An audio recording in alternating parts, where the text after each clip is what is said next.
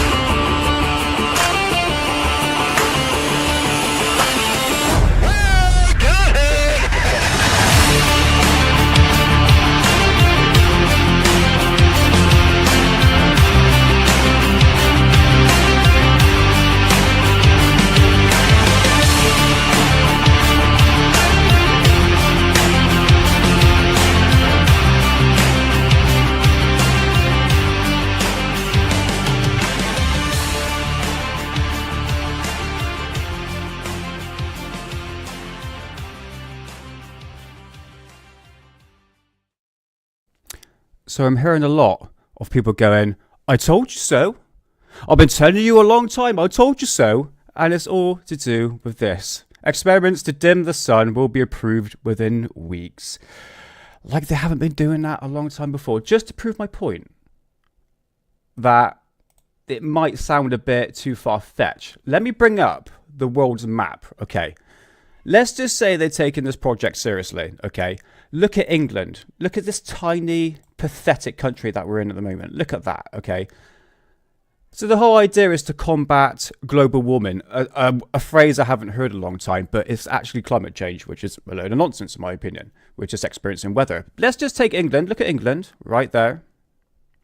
And just say they sprayed the whole entire country. How is that going to combat world temperature? Look at the world.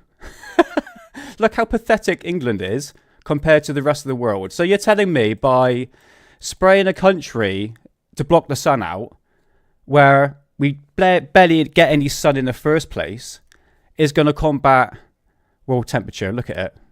Really? Really? I'm not buying it. I think there's something else behind this, actually, in my opinion.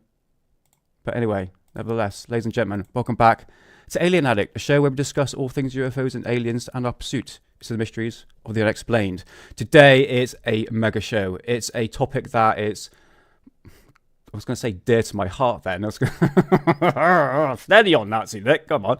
It's all about Nazi UFOs. It's the topic that is pretty much, I know much about in terms of what the internet is saying, because I have all the publications here that I'm going to be showing you today as a part 1 of God knows how many series. So this is going to be the early beginnings of German flying saucers. For those who know, I tell you what, let's just go through chat. S Hammer, how's it going? Nice to see you, man.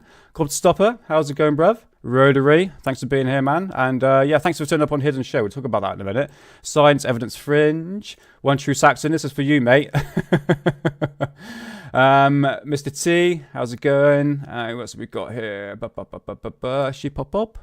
John Stokes. I think that's it. Who's that twat? Alien Addict. Get the hell out of here, brother.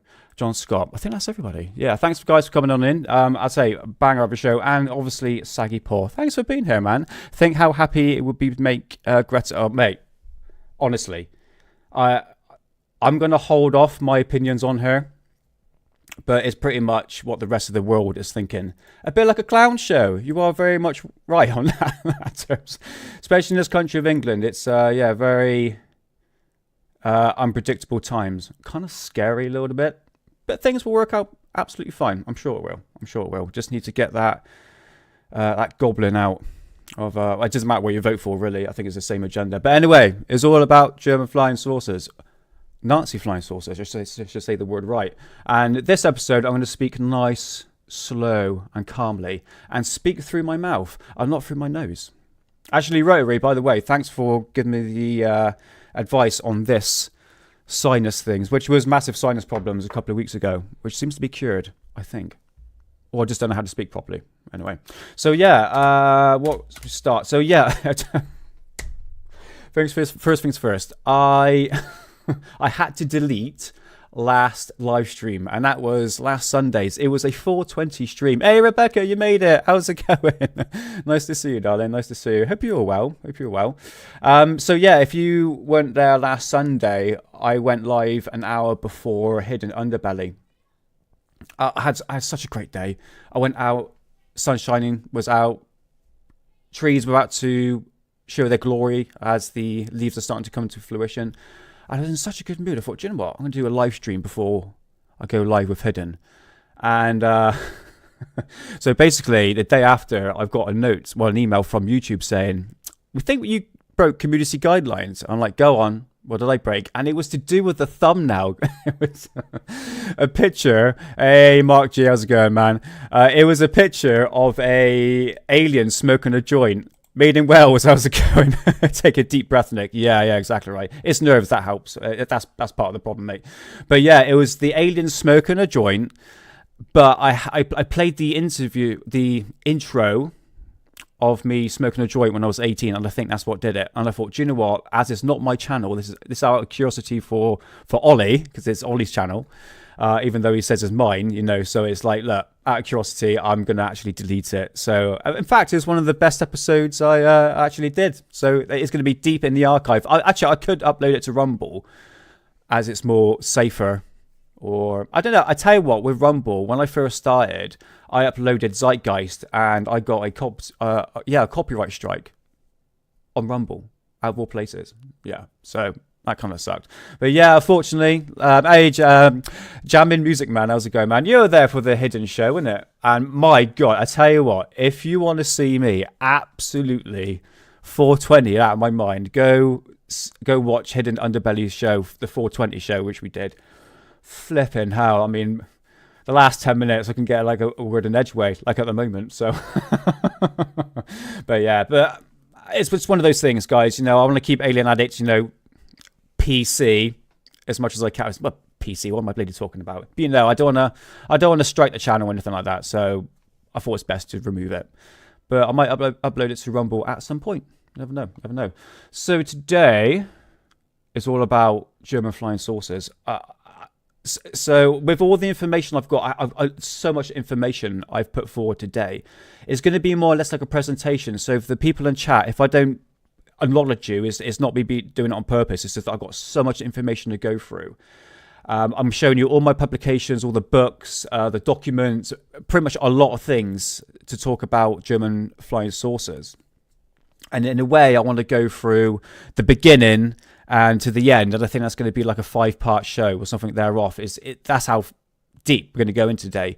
So from this topic, it's going to start from 1940 to around about probably like 1980 or something like that. Yeah, say 1980 because the publications are going to be showing you anyway. So let's start where we all go to find our information. And that is Wikipedia. Just briefly, okay? Because look, I have never been on Wikipedia to research German flying saucers. I've been doing it such a long time, and it was, I don't know, before the heyday or the popularity of Wikipedia. I'm not too sure on that one, but I never really trusted it in the first place. But let's just go through, let's put it a bit bigger, and just see what they have to say on German flying saucers. Just going to briefly go over it. So, Nazi UFOs, in ufology, conspiracy theories, and science fiction, and comic book stories, claims or stories have circulated linking UFOs to Nazi Germany. The German UFO theory describe supposedly successful attempts to develop advanced aircraft or spacecraft, before and during World War II. Yeah, it's just a brief description of it. So I'm just going to go through. Okay, so we're talking about Foo Fighters. Okay, yeah, that did occur during the Second World War. Give a link to technology of the V1, V2 missiles. I don't think so, darling, on that one. Ghost rockets, yes, that was a thing. That was more or less in 1930s to like 1940s. But again, there are actually photographs of these ghost rockets, and they are basically like V1, V2 rockets, basically. Flying discs, okay, similar. Regards German technology, reference to the 1947 disc craze after Kenneth Arnold widely reported close encounters with 9 croissant-shaped objects moving at a high velocity. Yeah, that was like the trigger of the not German flying saucers, it was the UFO craze, so to speak, and the craft that Kenneth Arnold describes almost looks like something like the Horton brothers. I think it was called the Piranha or something like that. Piranha.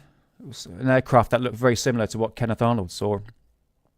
Okay, it's mentioned Giuseppe Belluzzo, Rudolf Schriever. Okay, so it's mentioned in some brief timeline, but I can see here it's left a lot of stuff out, which is very much typical. Yeah, thing is with Wikipedia, as I'm looking through this, I don't want to read the whole thing, guys, because we've got so much to go through. It's just for me to get a visual aspect of what Wikipedia is saying. And it hasn't got a real basic timeline to this. It doesn't have a real foundation of what makes this conspiracy a conspiracy, because it's all over the place, honestly. So what I'm going to be doing for the next couple of series, and I will do one next week as well as like a part 2, because we just need to keep this going because there's so much information, is that I'm going to give you a timeline and a foundation so you can understand where these stories come from, okay? So yeah, Wikipedia, pile of crap. Let's get rid of that. And let's start from the beginning. Okay, got to bring my folder up. I hope you're all doing well. Oh, Kenneth. Kevin Kennedy. How's it going, man? Welcome on in. And I hope you enjoy this German flying saucer. D. Glocker, yeah, that will be the last one I'll do. This will be more or less the flying discs, not flying saucers. So today, guys, it's no Vril and no Haunebu, okay? This is 40 years before Haunebu, and so this is going back to like 1940 to 1942, that sort of period. Okay, so yeah, D. Glocker, which is the bell, that will be, I say, probably like part 3, part 4. Okay, so we've got a long way to go yet. But welcome on in, brother. Welcome on in. Appreciate you being here. Let's get everything sorted with. Let's get this photograph up. Yeah, let's start with that. Okay. Okay, before I do anything, I need a swig of my tea. Fantastic. Lovely. Right. Nice deep breath in. Hold it and breathe out. Okay, we're all good. Right, okay, so let's start from the beginning. So, the English, the British, and the US knew that the Germans were basically developing advancement in technology, okay? So these were described as advancement weapon systems, or otherwise known as miracle weapon systems. This was the phrase at the time during World War II. Now, Germans were way ahead with practically everything in terms of weaponry, aviation, advancement in propulsion as well. If you look at like the jet aircraft, which we'll go into a bit later, you can see that they had some sort of, I mean, they're very disciplined, very strict. I think they're very advanced and very well-planned people to really put forward this technology. And it really goes to show, I mean, they're way ahead. I mean, the Germans were, I mean, the British and the Americans were going, whoa, bloody hell, we need to get these people on board, because they were so way ahead with practically everything, really. And at the time, there were wild rumours that the Germans were developing these flying discs for a further advancement of war. So what I have here is it's a document I've taken from one of my books, and I'll be showing all the books later, guys, literally everything. So I'm going to do like a brief background, and then I'm going to read all through the books. Okay, so this was taken from Henry Stevens' book, and this is a document from 1952 from the CIA mentioning about German flying saucers, and obviously, excuse me, and obviously the Avrocar program. But this is just one out of many documents I will be showing throughout this presentation so far. So there is clear example. If you go through the documents, it's easy Google search, guys. If you just type in German flying discs or German flying saucers or Nazi flying saucers, CIA documents, I'm pretty sure you can find something. And this document is on that website, okay? So there is a clear acknowledgement that there is...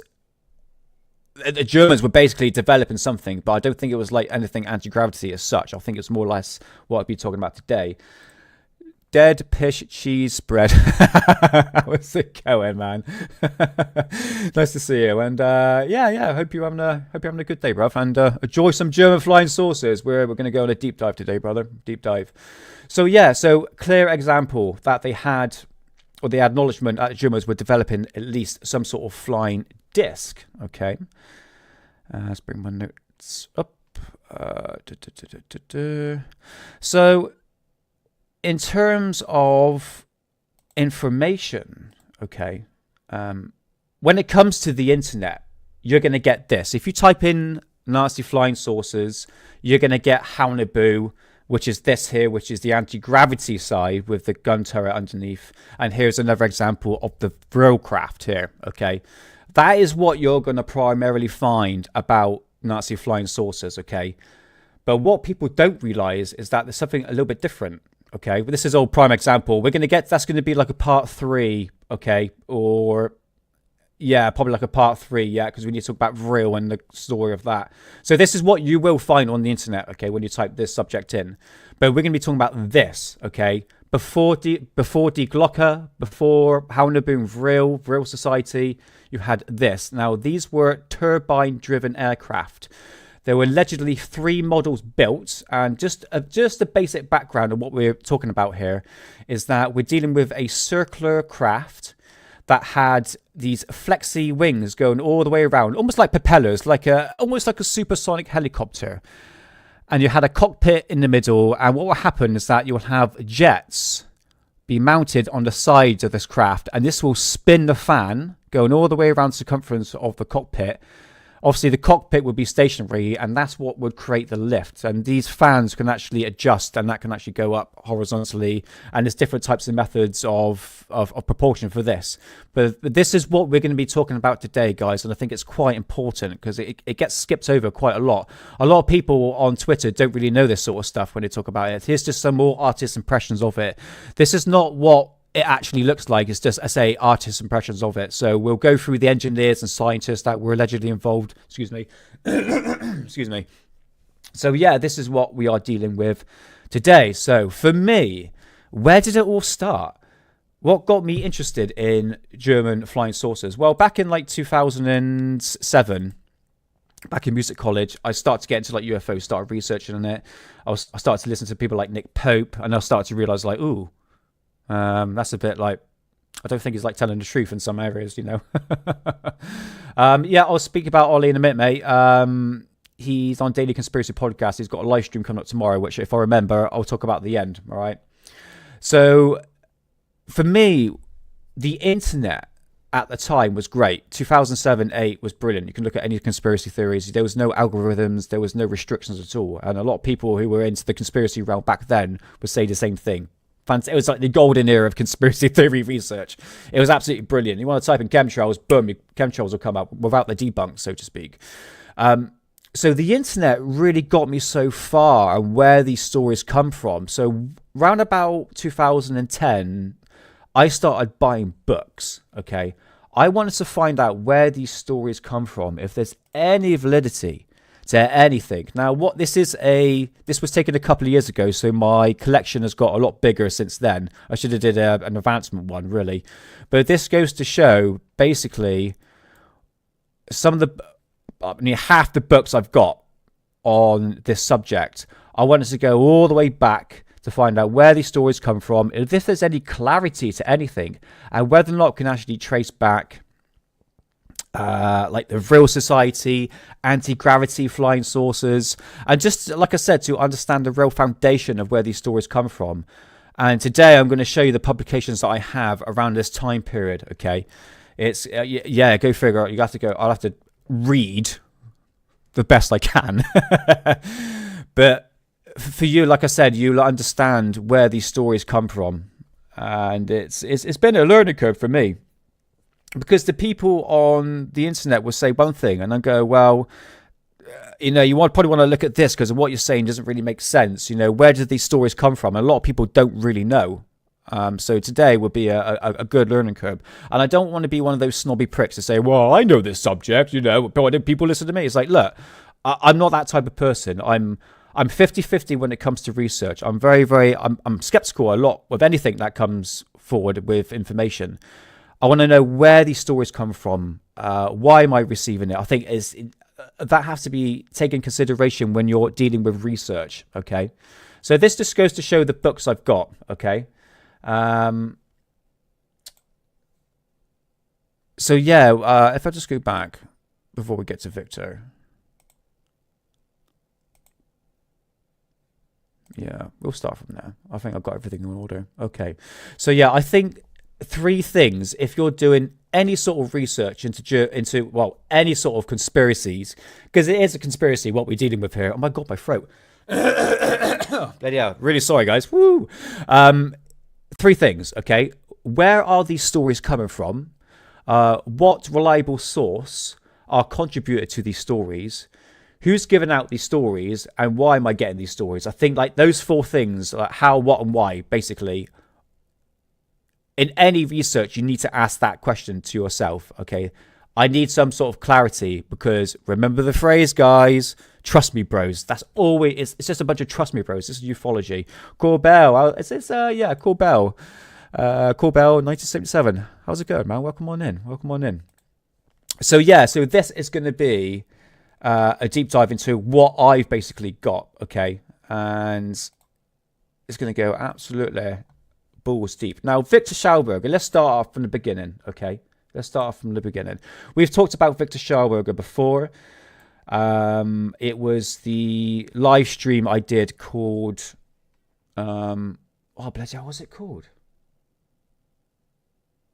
The Power of Water or something like that. Oh yeah, sorry, I must mention about these books, okay? This take me a long time to find these books, okay? And I'm not joking, I've calculated there's over £1,500 I've spent on these books, on publications, out of print books, and they cost a lot of money on the subject. eBay, there's another place called ABE Books, which there's different places like around Europe you can actually get it. It comes at a price, guys, but if you're passionate like me, I would consider myself as passionate. I'm willing to spend the money on it. And yeah, it's part of research, and it's going to come at a price, isn't it? To find the truth, this is it. So anyway, Viktor Schauberger, I'm not going to dedicate too much time on it because you want to go back to the Power of Water that I did last month. You can find out everything about this guy. Okay, so who was Viktor Schauberger? Obviously, he was an Austrian caretaker, a naturalist, philosopher, and inventor, and he was famously known for his water vortex method. So basically, what was happening when he was growing up in the forest, he would analyze water, and as the water would flow down the river, it will hit over rocks. And what he noticed, once the water hit over the rock, it will create this like swirling effect. It's almost like a vortex, and he applied that method of how trout used to like shoot upstream. If you see trout like float, literally flying upstream, it's because they're using the vortex motion to actually propel themselves up. So he implied that method, which he called implosion. Okay, so explosion is like a car engine, a rocket propulsion system. You're actually creating a spark with the fuel to actually, like with the piston going up and down, you're actually creating an explosion. But implosion is almost like suction. You're actually, it's literally like Bonnie Blue. It's like a suction method, so to speak. And so yeah, that's the method that he applied to eventually build a little circular disc-shaped craft. And he met with, well, this is like the vortex method. It's almost like a tornado, basically. And this is his water purifier, which used copper outlets and copper tubing going in. It's not an energy generator, like I said before. This is actually a water purifier. But this is what he built in the late 30s. Now, in 1935, he met with Hitler. to discuss his future plans, because he wanted to apply the motion of implosion and put it into an actual apparatus or actual device. And he did, believe it or not, in the late 30s. And he created this, which is called the repulsion. It believed to actually lift off and shatter the ceiling of the laboratory. These are just speculated rumors as well. But so what this is actually doing, this isn't an anti-gravity thing, okay? This is not anti-gravity. This is what it was actually doing. I should go to this one here. As you can see, this is the actual device itself, and it had the copper tubing, which have like airflow going through. And as the airflow will go through, it will actually create like a static charge. It's immensely, if you go, like I said, go back to the live stream that I did, I talked about this device in great detail. Apparently it did fly, but they're not actually doing the test on this original device that was created in the 30s, purely because it vibrated a lot, a bit like Body Blue, and the thing would just eventually just like shatter. So they really want to preserve basically what he created. So whether or not it actually flew or not, this is the other thing. I think I've got some other pictures of it as well. Yeah, this is the device itself. There was another like bit on top here. So to say that Viktor Schauberger did not work for the Germans or for the Third Reich before the Second World War, you can say is absolute nonsense, because he did indeed. And he created, obviously, this repulsion device. And it is actually kept in the museum in Austria where he grew up. So, yeah, his legacy is preserved. However, excuse me, he ended up dying penniless, and I believe the American government or American military basically took everything from him, all his patents, and he was left with nothing. It's quite a sad story, really, which is very typical America when you look at it, when they actually steal people's inventions of new methods of propulsion, which they've got a massive backtrack record of anyway. Man, I've got a massive dry mouth. Terrible. But this is the thing, guys. Over the years, especially with the internet, you understand what gets put in to the Viktor Schauberger story. Remember the Vril craft I showed you in the beginning, okay? As the publications I will show you a little bit later, you start to understand where Viktor Schauberger gets the footnote in to the German UFO aspect. And then it just goes all over the place, and it's all mixed bag, and no one really knows what's really going on. So that's Viktor Schauberger, okay? So he did create this device, okay? So that's the 30s, okay? So let's move on to 1940s. So the 1942 to be exact. This guy here, Nils Christensen. I'm going to bring this up. I must have my notes. It's so important. Right, so look. Nils Christensen, right, in November of 1948, otherwise known as Joseph Starsky, bit of a hip-hop name there, otherwise known as Nils Christensen. That's what he was known back in prison. I'll talk about in a minute. So he was a German spy sentenced to 30 years in a Brazilian prison in 1942 for espionage.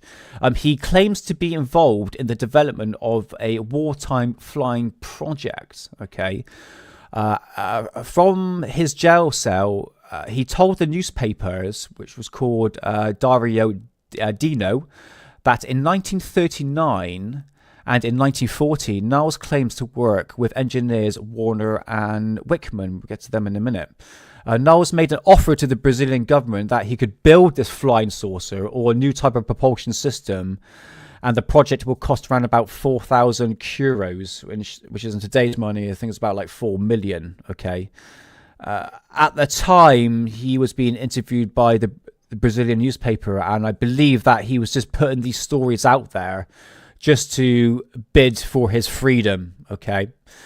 And what he was saying about this craft is that he construct it by aluminium, but this is the thing, okay? Today is all about rotation. It's all about rotation. But so this is 1942 he was talking about this.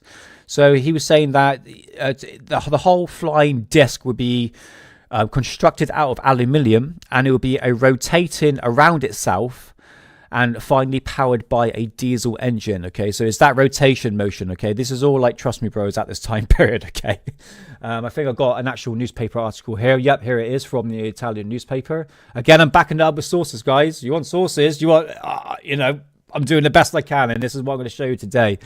So, so yeah, this is a original newspaper from the Dario Dino, whatever. And he's talking about you can build a flying disc, forbid his freedom. But unfortunately, his offer was rejected and he remained in prison. But this is quite interesting. Have I got it here? No, I don't. Bollocks. Okay, I forgot. There's actually MI5 documents, actually English documents from the MI5, excuse me, that on Nils Christensen. And there's one long statement by Nils written after his arrest of espionage activities. And it includes that time spent in working for the Flying Disc Project. He mentioned Warner and Rickman, and these were two people that worked for the aerospace company. I can't bloody remember. It was... oh my god, what is the name? I'll get to it later. I got it written down somewhere later on my notes. But yeah, apparently these two people, Rickman and Warner, basically worked for this aviation company, and it is stated in this document. So unfortunately, I don't have the document with me because I had so much information to put in. I was like, oh my god, I'll probably have to do like a catch up at some point. So this is Nils Christensen. Okay, these are just claims being put forward in 1942. Okay, 1942. This is during World War II. Okay, so let's move forward. Hang on, I just need to double check something.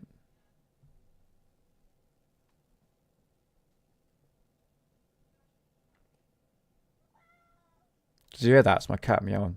Go on then. Come on up. Okay. Okay, I tell you what, I'm going to skip that. I knew that was wrong. I think I put that in the wrong one. Hold on. I've got everything in numbers. So it's like a presentation, and these people popped up for some odd reason. I don't think it's supposed to be there. Okay, right, we're going to skip that. Get out of here. Get back to you in a minute. Right, okay, yeah. We'll get to this guy. This guy in March... Oh, come on, who's that? Oh my god, all over the place. Right, yeah, this guy here, okay.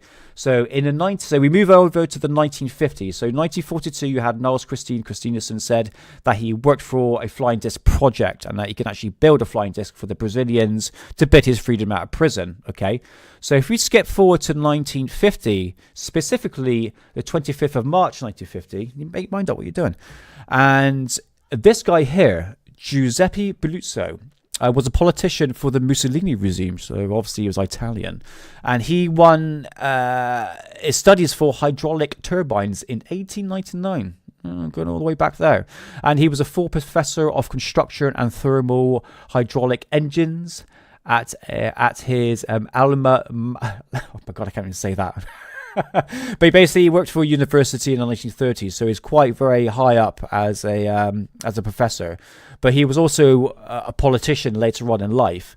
Now, he came forward in a newspaper on the 25th of March 1950 called Giornale d'Italia. I think I said that right. And this is based in Rome.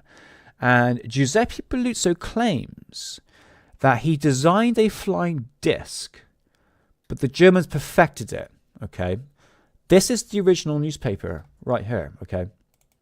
Obviously, it's all in Italian, but this is the concept, what the whole flying disc basically does, okay? So as you can see here, you've got the rotation going all the way around, and you've got the jet propellers right here, and this is what's actually like a spinning motion. So I'm going to go in more technical detail in the next episode, because when I was reading through this, I couldn't find my notes on it, and a lot of stuff went over my head. I was like, oh my god, I knew this, but I need to like clarify a few stuff. But basically, we are dealing with rotation here, guys, okay? So he came forward on the 25th of March, 1950, talking about he designed a flying disc for the Germans, and then the Germans perfected it. But later on, you implied that Giuseppe Belluzzo was actually part of the program itself, okay? So this is it. This is from the original newspaper itself. This is taken from a book called... We'll get to that in a minute. Here again is another original newspaper article. And I believe after the first interview on the 25th of March, he came forward. There was some wild speculations. I don't think he came forward. I think the newspaper sort of accentuated the stories a little bit, almost like put some false truth into it, so to speak.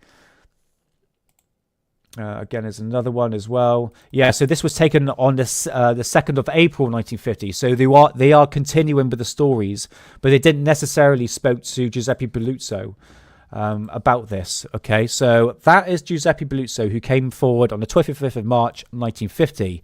5 days after that, you had this guy here, who was named Rudolf Schriever. Now, Rudolf Schriever was a German engineer who worked for the disc program for the Third Reich. So he was involved for the flying disc programs, and these would be the Model 1, 2, and 3, okay? Now, he came forward in a German magazine called Der Spiegel on the 30th of March, 1950. So these were 5 days apart from Giuseppe Belluzzo's first claims on the 25th of March, and then we have Rudolf Schriever on the 30th of March, 1950. So a little bit background on Rudolf Schriever. So he gained his degree at the University of Prague, and he was assigned to the Heinkel factory in Rostock. And he was part of the design section of the company, which would stand for the VTOL, which is vertical landing and takeoff. Okay, so Rudolf Schriever was assigned part of this project as he's worked for he worked on the advanced aeronautic projects during World War II, and this is where the concept of the flying disc comes into fruition. Now, he's the one that really designed this, and I'm going to show you. This is the original news. I'm trying to find this at the moment on eBay. This is the original magazine that came forward on the 30th of March. And this is what is shown in here. Okay. So what you are seeing is an artist's impression of what Rudolf Schriever built as a flying disc. Now, it's pretty much what I showed you the other artist's impressions in the beginning of the show.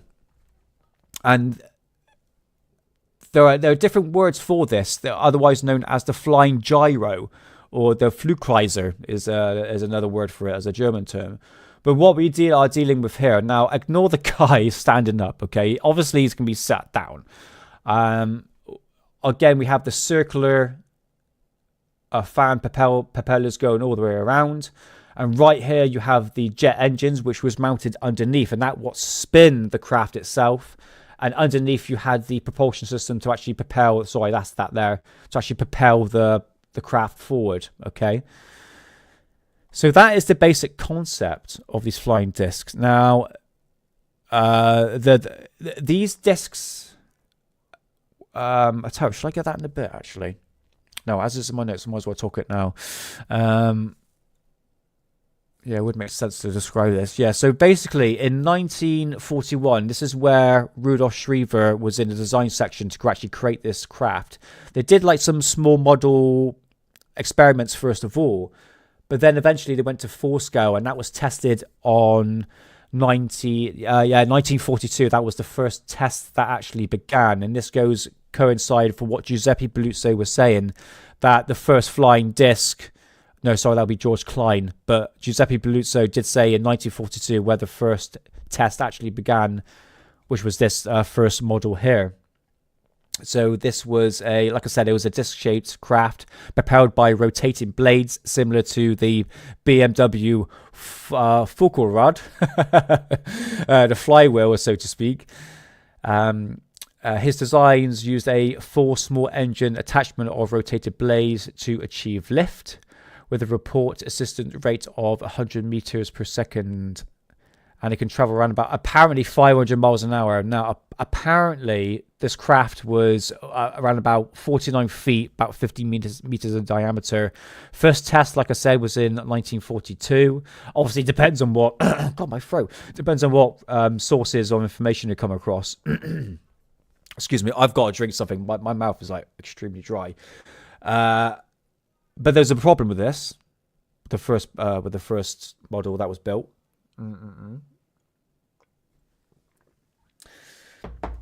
When you got something spinning, for instance, what we're dealing with here is like a supersonic helicopter, isn't it? Okay, so this is the concept we're dealing with. You're taking the blade of a helicopter and you're just applying that into a flying disc, okay? I don't know if you've seen helicopters, but they tend to vibrate. They vibrate quite a bit. And this was the problem with the first model that was built. Because the excess motion or rotation of the fan propellers going around, the craft actually would shake and vibrate, and eventually they actually scrapped the model because it just didn't fly that well. They thought it rose up and it went back down, and they thought, well, we need to go back to the drawing board and find out more information to actually make this more stable. Okay, so yeah, this is okay. So there's a multitude of, I would say, of models that were basically put out, okay? And different artists' impressions. So this one is the Habermas and Schriever disc. And here is another artist's impression. So you have like a different multitude. I said, here's another one as well. So we've got 3 of them already, you know, of what this disc could actually look like. A bit like this craft here. You can see we'll go into a bit later. But at the time, they had to go back to the drawing board and figure out, okay, let's make this craft more stable. And eventually, someone called Otto Hobsbawm came on board. Now, I cannot find any information on this guy, Otto Hobsbawm. No idea. It's just been mentioned in documents, which we'll go through in a bit. But the whole principle of how this craft flew is to do with this guy, Henry Coanda, otherwise known as the Coanda effect. All right. Don't worry, I've got so many clips to play. It's just me rambling for the moment. This is a typical example of an experiment of the Coanda effect. And what it is, well, I tell you what, I'm not going to tell you. This clip will tell you, which I need to bring up. I hope everyone in chat's behaving themselves.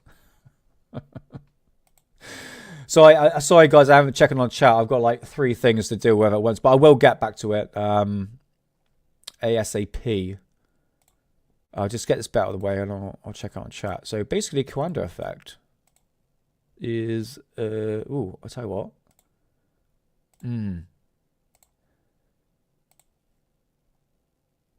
Okay, let's click on that one. It all began in 1932 in Bucharest, when this man, a flight engineer called Henry Coanda, made an extraordinary discovery using a disc-shaped flying object. One of the first people to see Coanda's experiments was then a 20-year-old aeronautical student called Radu Manikatide. The saucer rose to the ceiling and remained there. I thought it was something extraordinary. It would never have crossed my mind. You know, I was only used to the idea of normal flying. Young Radu had just witnessed the world's first flying saucer, and this is how it worked. If you draw air down onto a curved shape like a saucer, it follows the surface of that shape. By literally sucking the air from above his saucer so it flowed round and underneath, Coanda found he could both lower the air pressure above and raise it below, causing the craft to levitate. This became known as the Coanda effect. It's the principle at the heart of saucer flight. It was a very simple idea, but of course you had to have thought of it in the first place. So there we go. The Coanda effect. In fact, I forgot a really good video of the Coanda effect. I think it's that one now. Let's try that one. The Coanda effect. So this is the principle, guys. I think it's the right one. Okay, maybe.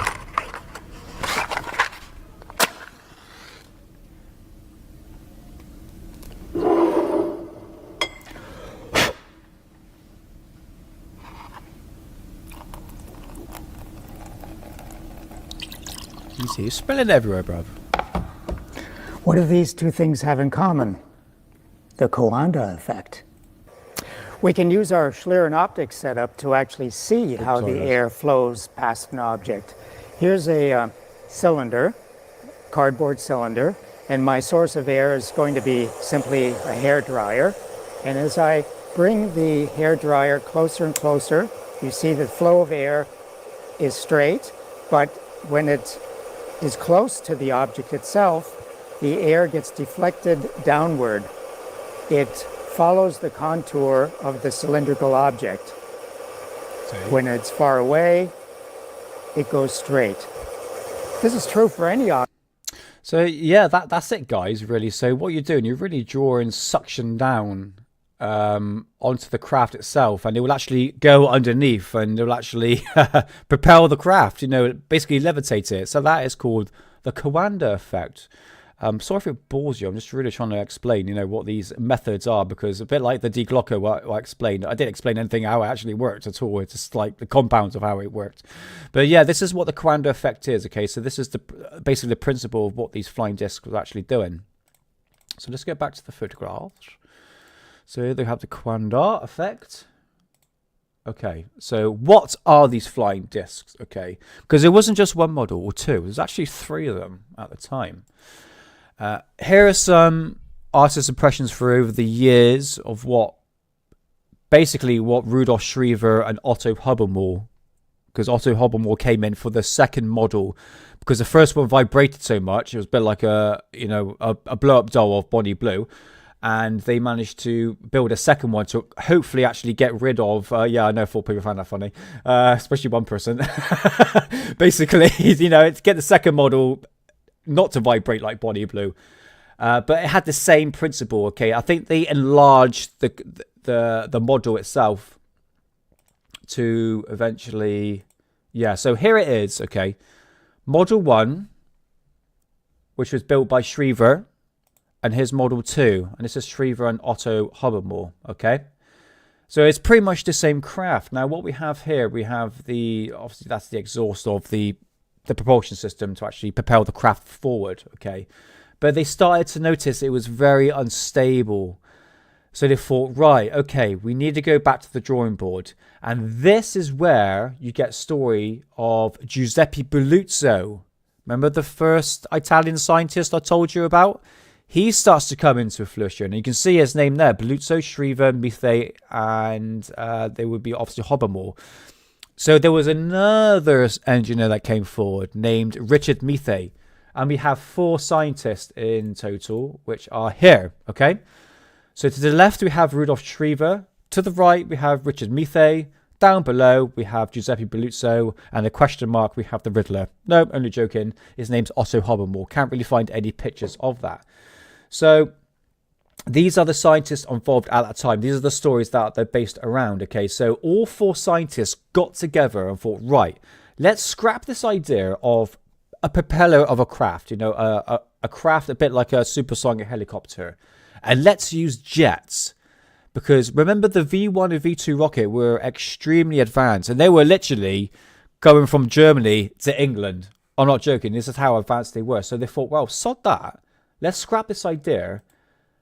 And they built this craft here, which is otherwise known as Model 3, but I known as the V7. Okay, so here we have the 3 models, 1, 2, and 3. Now let's go on to the last one, because this gets floated around a lot on the internet. Okay, you see this. This is to do with, this is an anti-gravity flying saucers. It's not. This is the V7. What we have in here, guys, okay, so we've actually changed a flying disc into a flying discus. Okay, so it's a bit like an oval shaped when it comes with a craft. Now what's happened here, they've used 12 BMW 12028 aggregated engines, bit of a mouthful, that, as you can see here, see the black lines here, not lines, the black indentations going around the craft. These were basically the jet propels. Oh my god, I can't flip and speak. The jet propels basically as a propulsion system to lift the craft up. And this is apparently in a photo of it in flight. Not saying it's actually true. Can't find the source of where this come from, whereas in books and all that and documentaries, but to actually find where this actually came from. So what we have, as you can see with the cursors, this is where the BMW engines were laid, and that is what propelled the craft up. So like I said, we're scrapping the idea of propeller fans and we're using this instead. This was allegedly taken off test flight in February of 1945. Now, this gets quite interesting because we do have, or may have, a witness. Okay.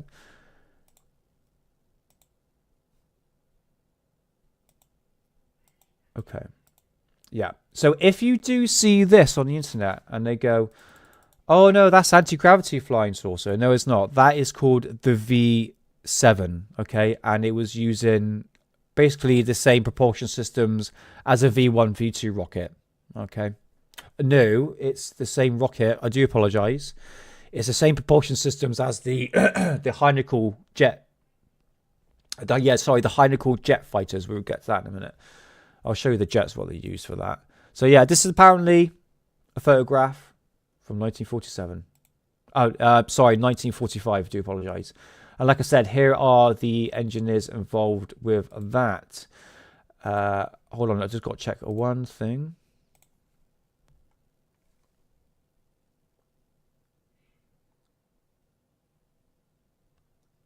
I probably should have checked everything before I did everything. Right. Yeah. Okay. Yeah. Okay. Right. If we go back, just a brief story of where these scientists actually went after the war.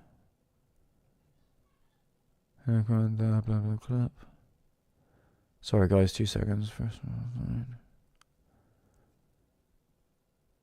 Okay.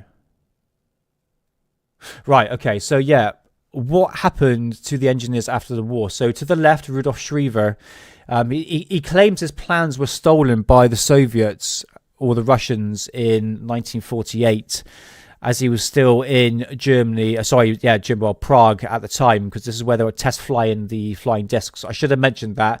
They were test flied in Prague, okay, in Prague airport. Eventually, he immigrated to the US and became a truck driver. These are just basically stories and claims. And eventually he died in 1947. And there's very loose speculations of what actually happened to him. I know he died in 1957, but what he was doing after the war and between his death is not much information on that. Giuseppe Belluzzo, this is the guy down on the bottom left here, that he mentioned that he never came forward after the 1950 interview that he did with Der Spiegel, Gialla d'Italia, it's all these bloody names. But you can see there's other newspapers that came out that sort of essentialized his stories and made it more fabricated, so to speak. So that is Giuseppe Belluzzo. Obviously, he died and never really talked about it ever again. Richard Methe and Otto Hubble, absolutely no information on them. So these are the two guys on the top right and top bottom. No idea.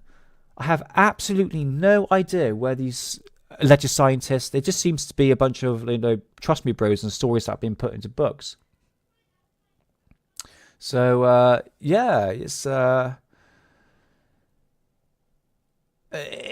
in terms of clarity, I would say that Rudolf Schriever, which is the top, and Giuseppe Belluzzo, because they're the ones that came forward in the 1950s saying that they did develop some sort of flying discs for the Germans, but again, there's no information or hardly anything, no photographs, no blueprints, nothing like that. These, like I said, these are the stories. We'll get to the publications in a bit.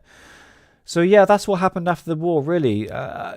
It's just just a bunch of speculation. So let's just move on to this guy here. So this is George Klein.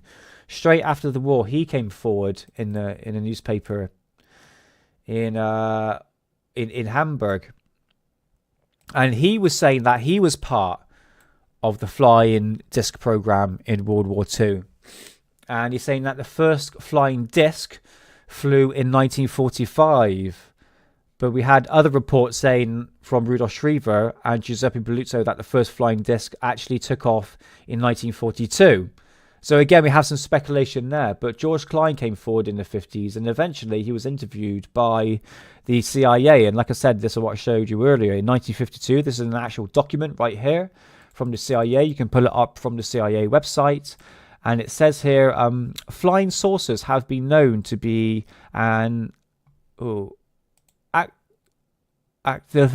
since the potentiality of their construction have been proven in plans drawn up by the German engineers towards the end of World War II. Okay, so there's a CIA document. George Klein, a German engineer, stated recently that though many people believe that flying saucers to be a post-war development, they were actually in the planning stages in German aircraft factories as early as 1941. Okay, so we have some more clarification here. Okay, Klein said that he was an engineer at the Ministry of Speer, probably a he was a minister of armaments and ammunition for the Third Reich and was present in Prague on the 14th of February of 1945 at the first experimental flight of a flying saucer. Now, again, speculation that he's saying that they were in the planning stages of these German flying aircraft in 1941, but actually the first flight took place in February of 1945, okay? And that would have been the V7, but the V7 was the third craft that was built, not the first one. So again, we have a bit of like speculation there as well. But this is the real document taken from the book, but you can see it on the CIA website. Here's more on George Klein, some more documents right here. Oh, it's a spruced up version of it, so I could actually read it properly. So it's saying here actually that the first test flight in Prague on February the 14th, 1945, during the experiment, Klein reported that the flying saucer reached an altitude of 1,400 meters within 3 minutes and a speed of 2,200 kilometers per hour. Klein emphasized that accordance to German plans, yeah, I know I'm shit reader, go figure, the speed of these saucers would reach 4,000 kilometers per hour.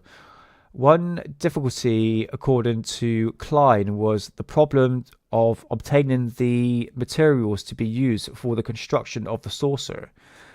But even this had been solved by the German engineers towards the end of 1945. The construction of the object was scheduled to begin. Klein add. That made any sense? I don't know. Is this the document where it mentions the materials in it? No, it doesn't. Okay. So here we have George Klein. Okay. You can find this document online. It only mentions it briefly. Yeah, it's the same thing. Yeah, which is quite interesting that the CIA would actually hold on to this. It's it's quite interesting really. So let's move on to this guy, Joseph Andreas Epp. Yes, we're going there. Hey, Corbell's Cats, man. I hope I said hello earlier. I don't think I did, man. But yeah, welcome on in. And I do apologise, guys. I will pick up everyone's comments at the end. Woo Riggers DG. How's it going, man? I think I said your name right. Welcome on in, man. Welcome on in. But yeah, I will catch up with you guys in a bit. I just got a lot to get through at the moment. God, we're going in early to an hour. Flip it now. I haven't even started yet. So yeah, Joseph Andreas Epp. We've done a video on him briefly. So this is another German engineer who claims to be involved with the German flying saucers of 1941 to 1945. Beginning of Joseph Andreas' life, he began a model builder, and he was fascinated with aircraft at the time. Obviously, he was a German. He brought up in Radstock in Germany. And he was fascinated by the helicopters and all the new aircraft that were being built at the time. So he would make like these small miniature models when he was a kid. And eventually he joined the Luftwaffe, like the German Air Force, and became a Luftwaffe pilot. And he fought during the war and everything like that. But through his stories, there seems to be some very speculations of where he was during the war. Some say, according to his book, Die Realität der Flugscheiben, which means the reality of flying discs, that he was a teacher for aviation ministry in a college in Germany at the time where he was supposed to be fighting in World War II. He was eventually injured in World War II. This is the thing. There's like so many different speculations of what was going on at the time. where he was at the time, this is it. Is all like, okay, trust me, bros, and all that. But I could go. I could do a whole episode on Joseph, but it just seems to be like trying to get a bit his foot in the door, so to speak. A bit like a Lou Elizondo, you know. I'm not saying he's a paid show, but insert himself into the field of ufology. That's what I mean. So Joseph Andreas Epp, after the war. No, sorry, I need to clarify a few things. Okay, so in the 30s, when he was apparently teaching, he wanted to actually build the small scale model that he had to actually a full scale model, and he was getting whims of people in Prague working on the construction of flying discs. And it's just, he was going, right, okay, this is interesting. So this is what he drew up in 1939, okay? So this was 2 years before Rudolf Schriever came into fruition, where he built his design of a flying disc. S. Hammers, how's it going, man? How's it going? I think I said hello to you. How's it going, bruv? So yeah, so he brought this into the Reichstag Ministry. Oh my God, is that right? It was called the Reichstag Air Ministry in Berlin, which is where they developed all the aircraft. Almost put them through a proposal stage. Said, look, I've got this idea. Do you think we can actually go ahead and actually develop it? So he said he went there in 1939, handed in his blueprints, and through the stories as the years went on, he says that they used, so obviously Rudolf Schriever was talking about his disc, that he used Epp's plan to build a flying disc. And that's where he started to get kind of pissed off later on down the line during the war, because he was saying, look, I brought my plans to you, and this is what's happening here. We are talking about rotation. So you are talking about a rotation going around the craft itself. Obviously, got the propeller at the top. So again, he's getting the idea of what Rudolf Schriever built was actually Epp's plans. So that's all to do with speculation. This is called the Amiga disc, which was another plan drawn up by Epp. But this is in the 1950s he brought this up. So obviously dealing with a circular disc-shaped craft. And obviously you had, these are fan propellers going all the way around the central part of the cockpit. And that's what gave levitation to this craft. But I think he had plans for this in 1940. So this is where it gets a bit fishy. But basically, he brought these plans in, and he said that they stole his plans and actually used it without his permission to build these flying discs.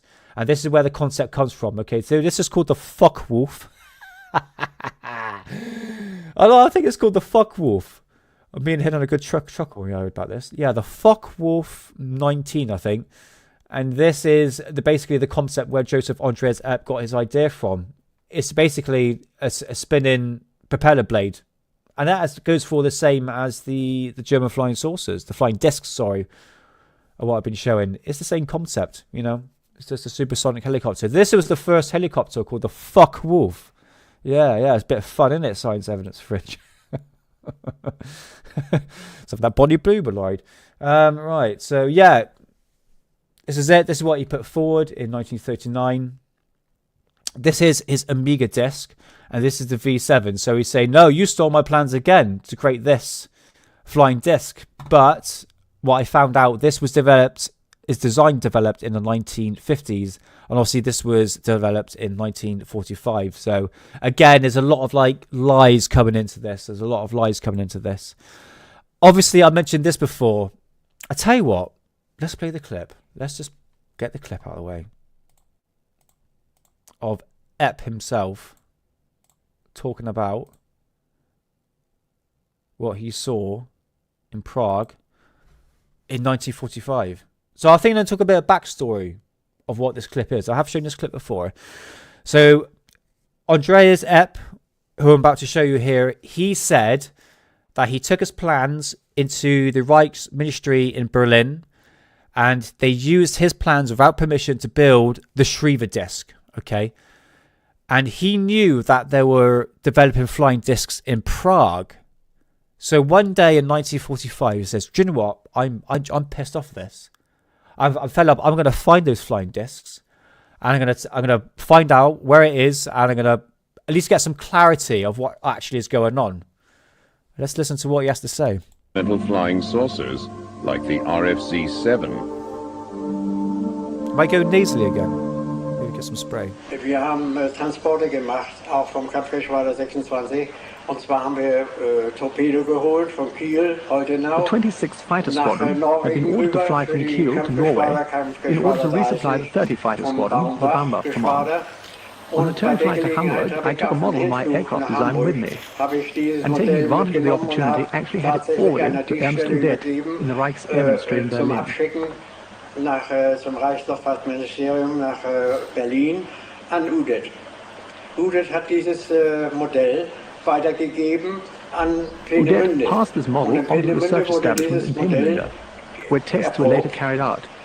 Over and over again, I later heard reports from people who were working in Prague on the construction of flying discs, and progress in this field was actually being made. I also knew that Habermohl and Schriever were in possession of my model and had begun work on its practical applications. Mein Modell praktisch bekommen hätten zum Ausarbeiten. So right there, he said Habermohl and Schriever. So those were Otto Habermohl and Rudolf Schriever. Okay, those are the people that were involved with the project. So he knew about that, what was going on, apparently. Rekonstruieren. Und diese Flugscheibe hat der Schriever auf seine Art, seine Schriever Gedanken made certain umgebaut. alterations to my plans, whereas, as I was later for certain, Habermohl had remained true to my original design. The second prototype was a flying disc, 42 meters long, and was built by Giuseppe Belluzzo in Breslau. Ein zweites Modell wurde gebaut, eine 42 Meter große Flugscheibe wurde gebaut durch Miete und Belluzzo. Und zwar in Breslau. Und diese Flugscheibe sollte dann, wie This ich flying disc, erfahren as I habe, discovered, sollte was dann flown to nach Spitzbergen in Norway Spitzbergen and should have geflogen returned to werden und Rechlin sollte on auf a einen directional beam with an unknown mit einer transmission frequency and unbekannten, code word.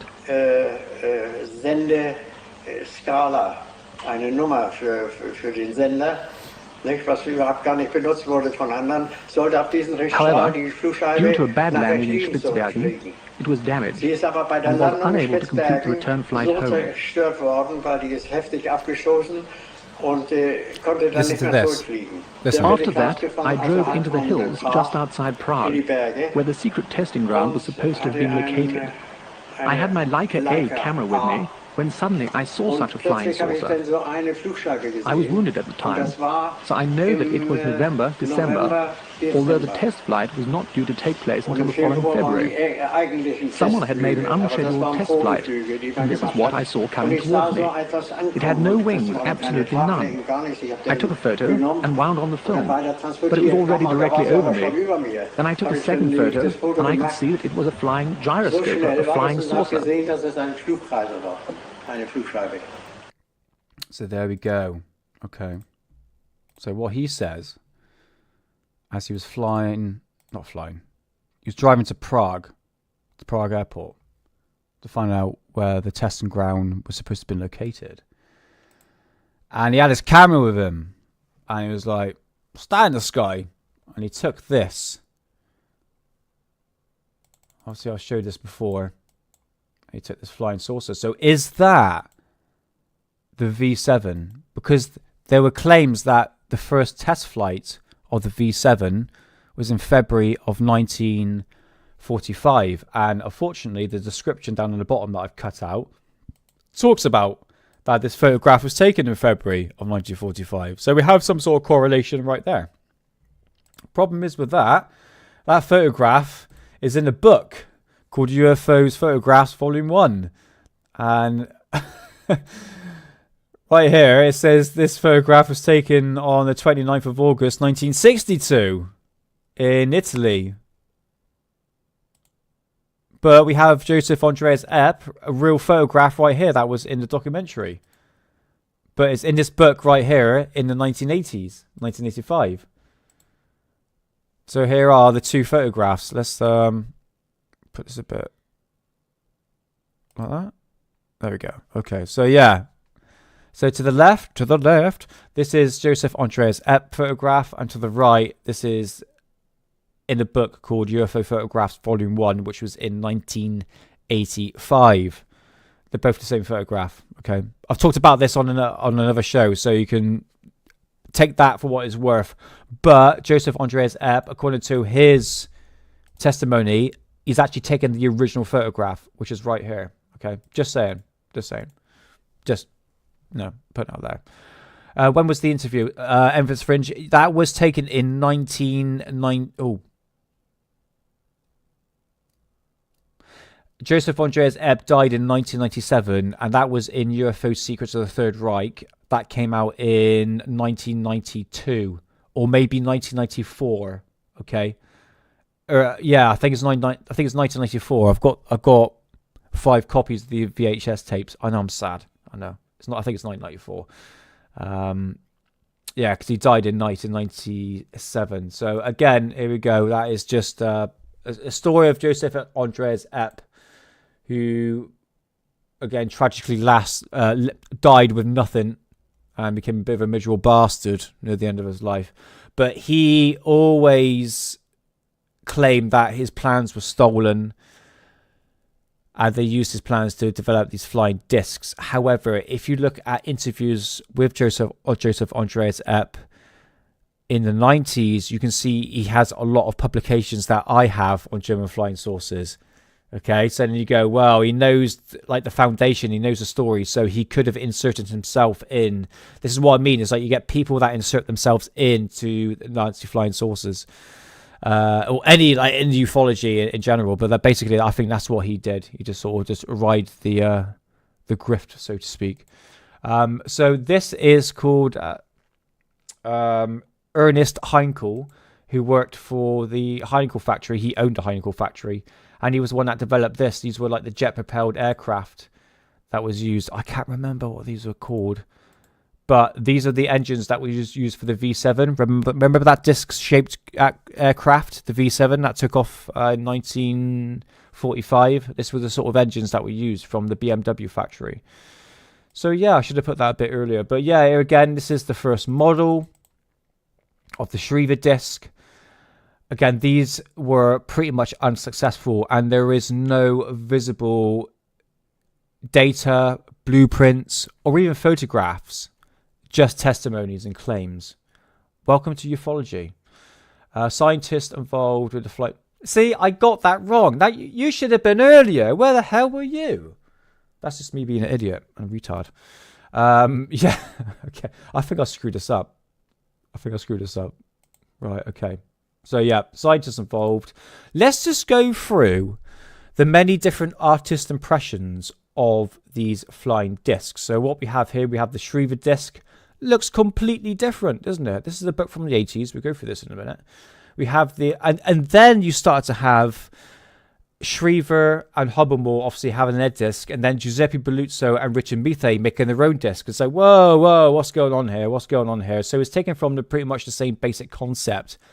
Again, different artist impressions, and this is what you're going to see through the publications throughout the years. This is the Giuseppe Belluzzo. Again, this is more artist impressions. And again, another one, so look, everything looks different, doesn't it? So again, something completely different.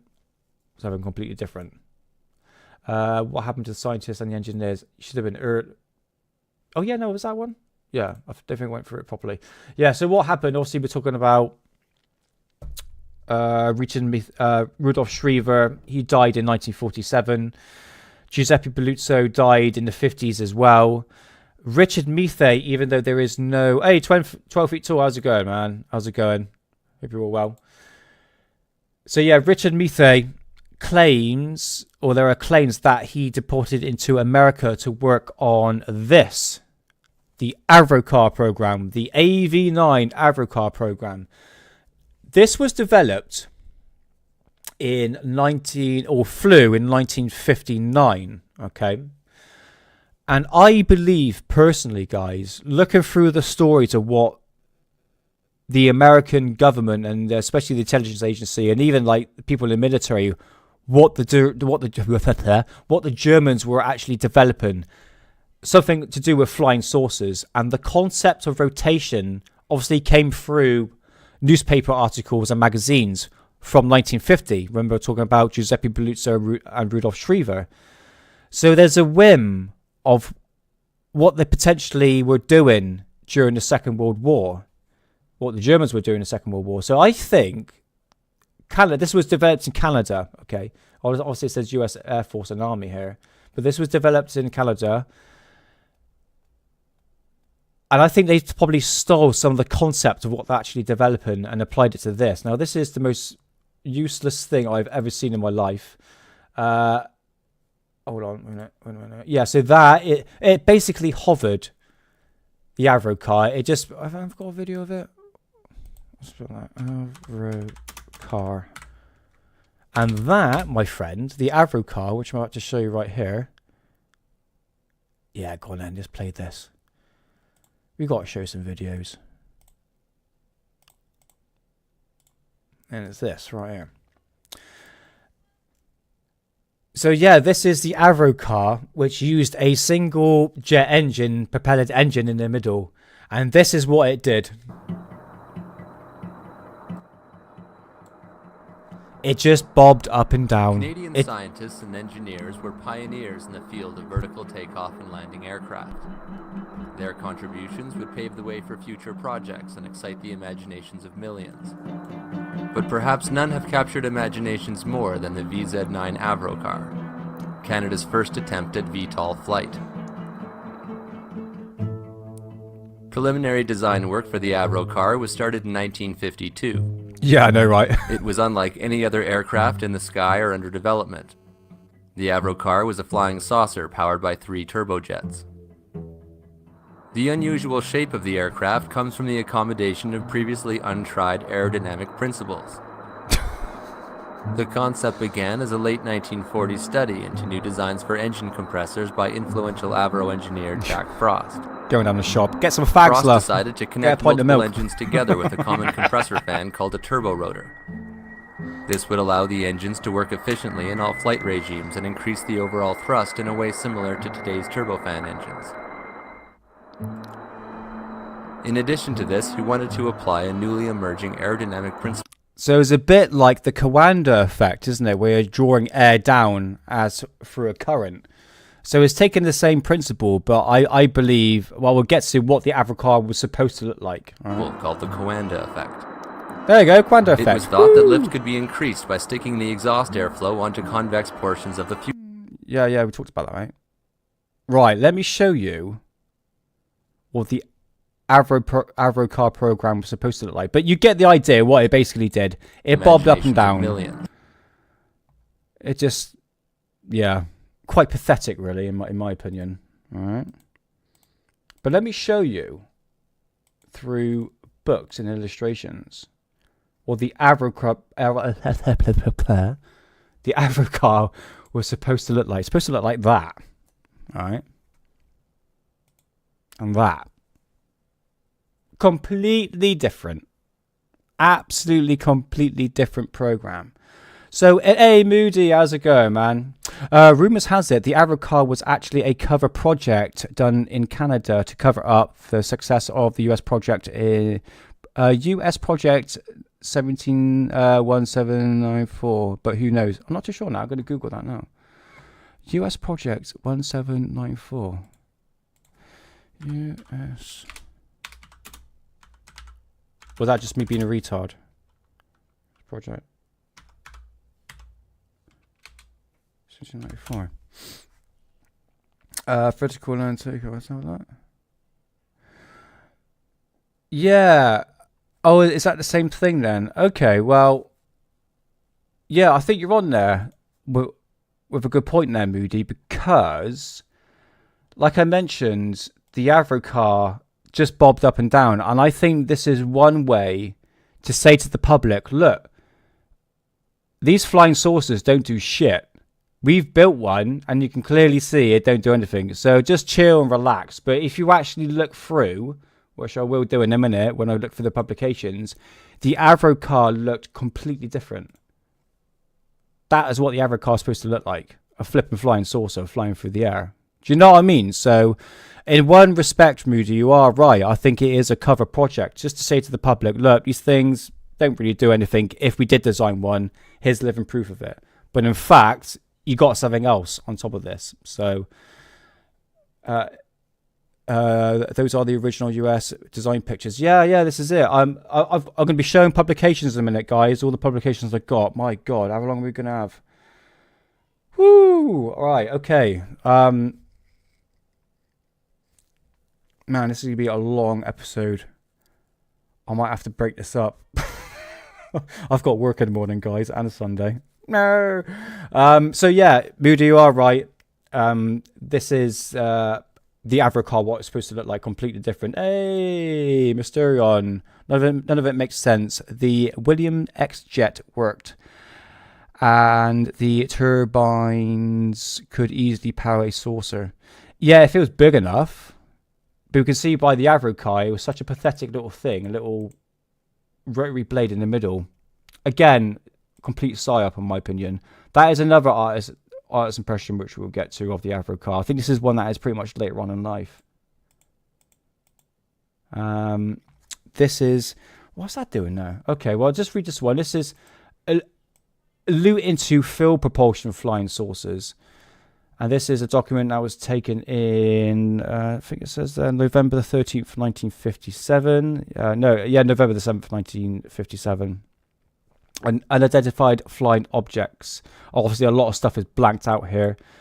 Warsaw, Poland was May 1942 until the summer of 1945. Upon interview, advised that whilst German POW, whatever it's called, during 1944 observed vehicle described as circular in shape, 75 to 100 yards in diameter, approximately 14 feet high. The vehicle was observed to slowly rise vertically to the height significant, whatever fucking hell, to clear 50-foot wall and to move slowly horizontally a short distance out of view, obstruct. Oh, fucking hell. This is it. Every time it gets like an hour and a half into the show, I can't fucking read properly. But you get the idea. This is more field propulsion because there's a backtrack story to this where the tractor engine actually turned off whilst they saw this flying saucer. So I think we'll deal with this when we deal with Real and Haunabu and stuff like that, which would probably be like a part 3, guys. Yeah, Giuseppe Belluzzo, what the hell are you doing now? Okay, I think that's it. Okay, so that, my friends, what you got there is a basic background of what these flying discs were, okay? I should have put it off screen. Hold on. Scroll back up. Which one should we do? Let's pick on... Can I find a fucking photograph? Let's take that one out. Okay. So this is the basic concept of what we're dealing with today, guys, all right? Is this. 3 models were built, okay? As this, just do like an overall scope, okay? 3 models. First one, built by Schriever, designed by Schriever, 1941, but test flown in 1942. Didn't work that well because the vibration level, like I said, it was a bit like a body blue, vibrating toll. And this is the second model, and this was the same sort of principle. They enlarged it a bit more, but they found out it had the same principle. So then they moved on to the third model, which was the V7. And then apparently these were all destroyed because they knew that the Russian and Soviet front were actually coming into Prague. And apparently they destroyed all of it. And some say it actually flew off to Antarctica. It depends on what stories you really go down, man. This is it. There's so many different bloody stories. So this is the concept that we're dealing with, okay? Nothing to do with Haunabu, nothing to do with Real. So this is really, you are looking at from 1940s to the 1980s, that time period, okay? And there is no mention, absolutely no mention of Haunabu before 1992. Okay, trust me, I've checked, and we're going to go through some publications here. And in fact, let's just do that now. In fact, let's just play some clips. Because I'm sick of rambling, and you're probably sick of hearing me rambling.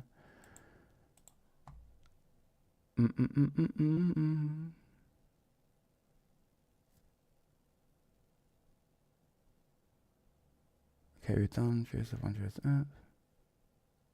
Okay, let's play this. Apart from the conventionally powered flying saucers to be seen at this time, there were indeed other UFOs cruising the skies. A small Vril RFC-2 had been in service as a reconnaissance aircraft since the end of 1940. Individual sightings of the first RFC-6 Haunebu-2 were also reported.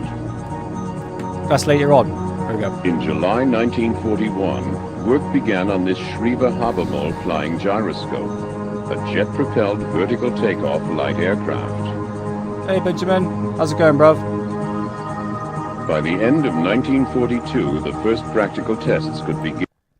Yeah, Anthony J. Hilder. I actually, I got a copyright strike and my channel was banned on my own YouTube channel because I showed Anthony J. Hilder. Oh my god, bruv, I can't even fucking speak. Anthony J. Hilder video, and it was to do with that, I believe. Or was it something else? I can't remember. Probably something to do with Nazis, I think it was, mate. I tell you what. That, if I can, I might have to edit it. That will be in part. That'll be in a part 3, mate. The Vril and Anthony J. Hilder and that sort of stuff. The Vril stuff will be, probably like part 3. We're on part 1 at the moment, all right? But yeah, that is interesting stuff, man. Do you know what? I actually met Anthony J. Hilder and I saw his presentation in Bristol where I lived in 2009. And I did see him live, and he's a wicked smoker, man. And we had a little chat afterwards. But yeah, he's passed on now, isn't he? I think he passed away in 2019. Real sad, man. But he was like the OG of like conspiracy theories, man. I'm rambling on at the moment, but yeah, I will bring him up, man, definitely. And yeah, he's got some wicked points to put across. Again, however, there were serious design faults in the first prototype. The same year, Dr. Richard Miete began work on a turbine-driven light aircraft, the RFC-7T. This was to be discus and not saucer-shaped. See that coloured photograph I showed you? People saying it's anti-gravity. It's not. It's to do with the V7, all right? The Italian scientist Giuseppe Belluzzo soon joined this project, followed shortly afterwards by Schriever and Habermol. They worked together to produce a functional, reliable light aircraft.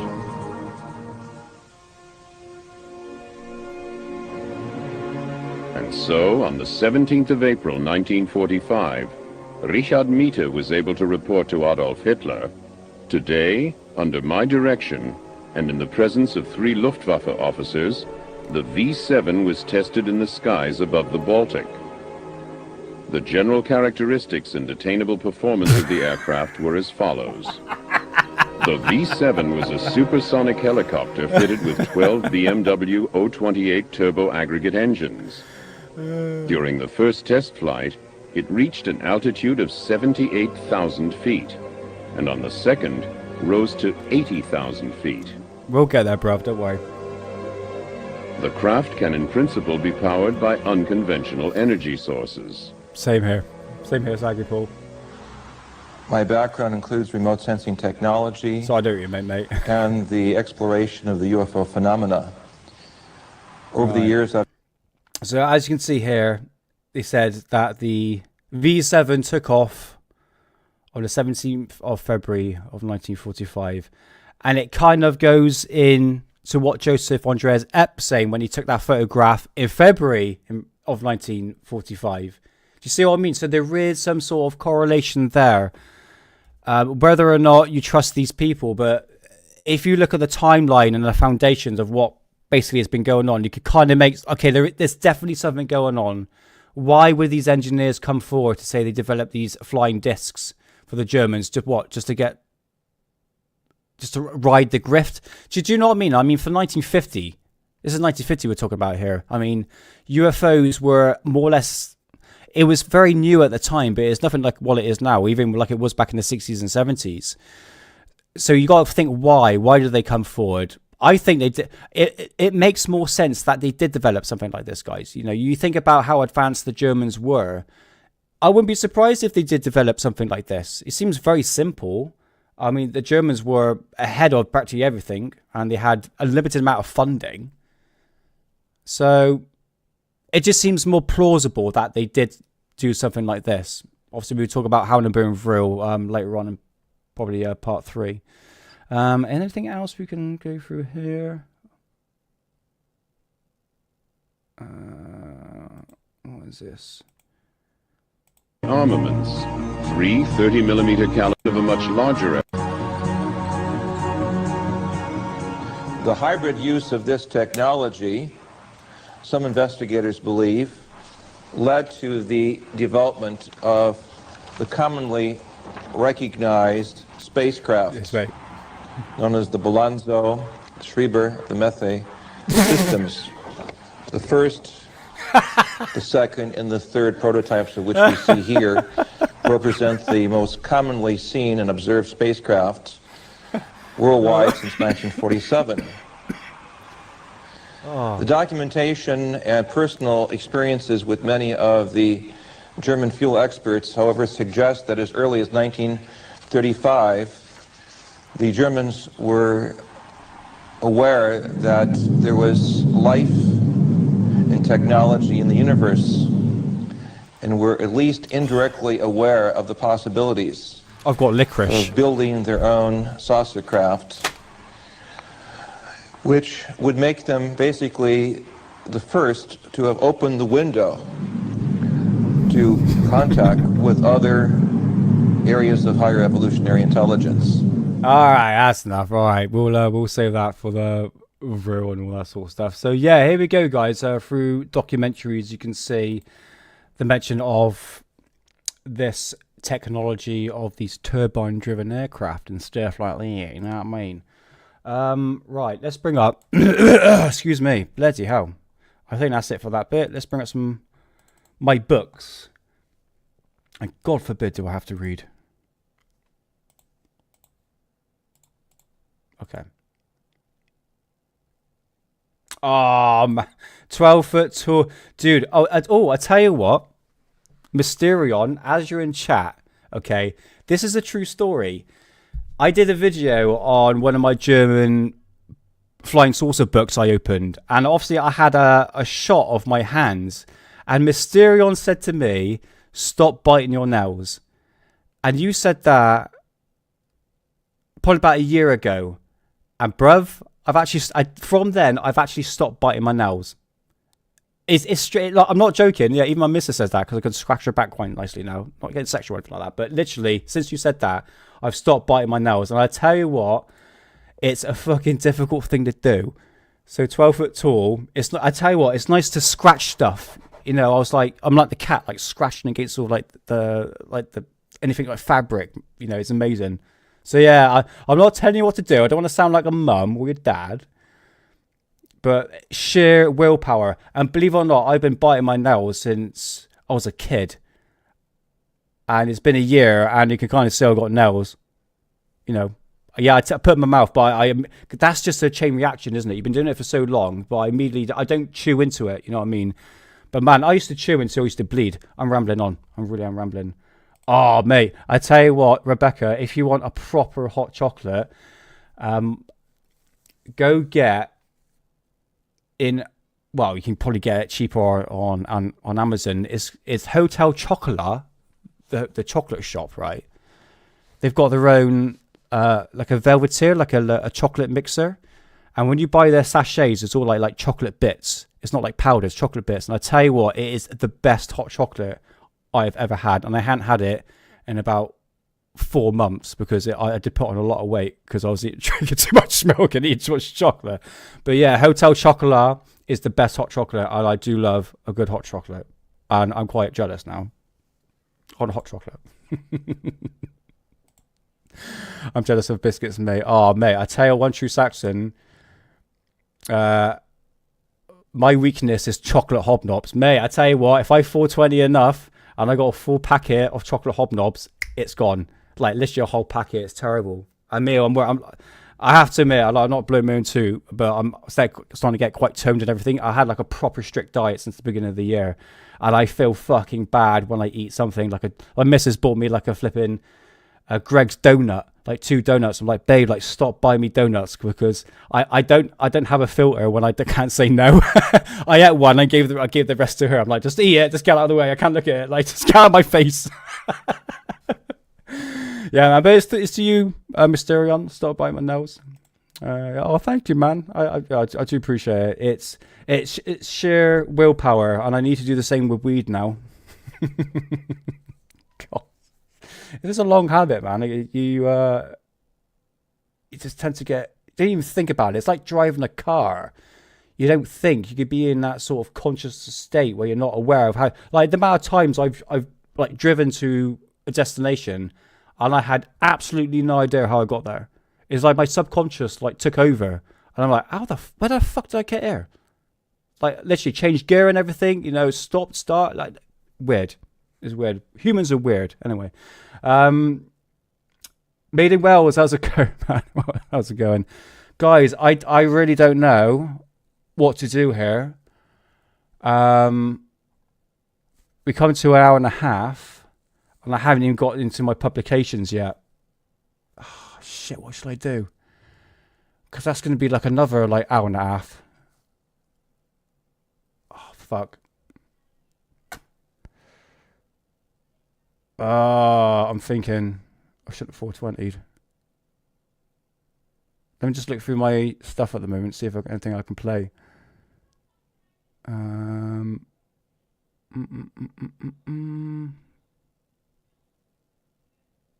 Okay, I tell you what, let's just go through a couple, because I really want to concentrate on chat. I've been rambling so much, man.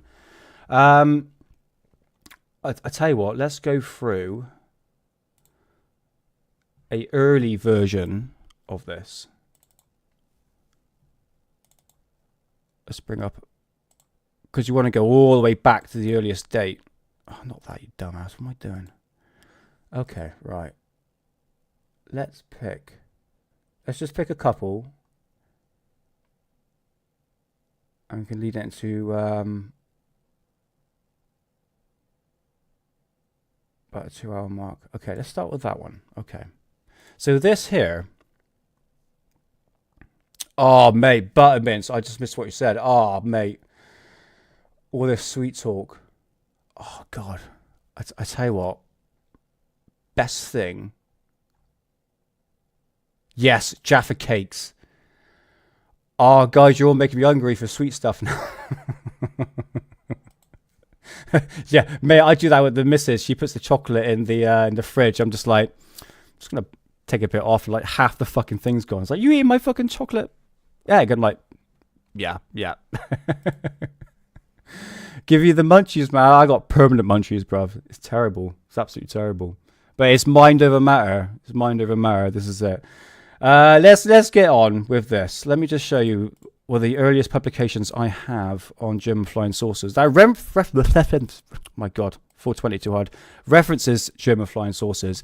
And this book here that came out in 1959 called German Secret Weapons of World War II by Rudolf Lazar. You can see how battered this bloody book is. I got it from Germany from AEE Books, which is pretty good. It's pretty good. And in here it's mentioned flying saucers. I'm probably... Shall I read? Probably not. Okay, flying saucers has been whirling around the world since 1947, suddenly turning up here and there, soaring in and darting off again at unprecedented speeds, with flames encirculating the rim of the flying disc, the flying saucer disc. They have been located by... blah, blah, blah, blah. Radar. Okay.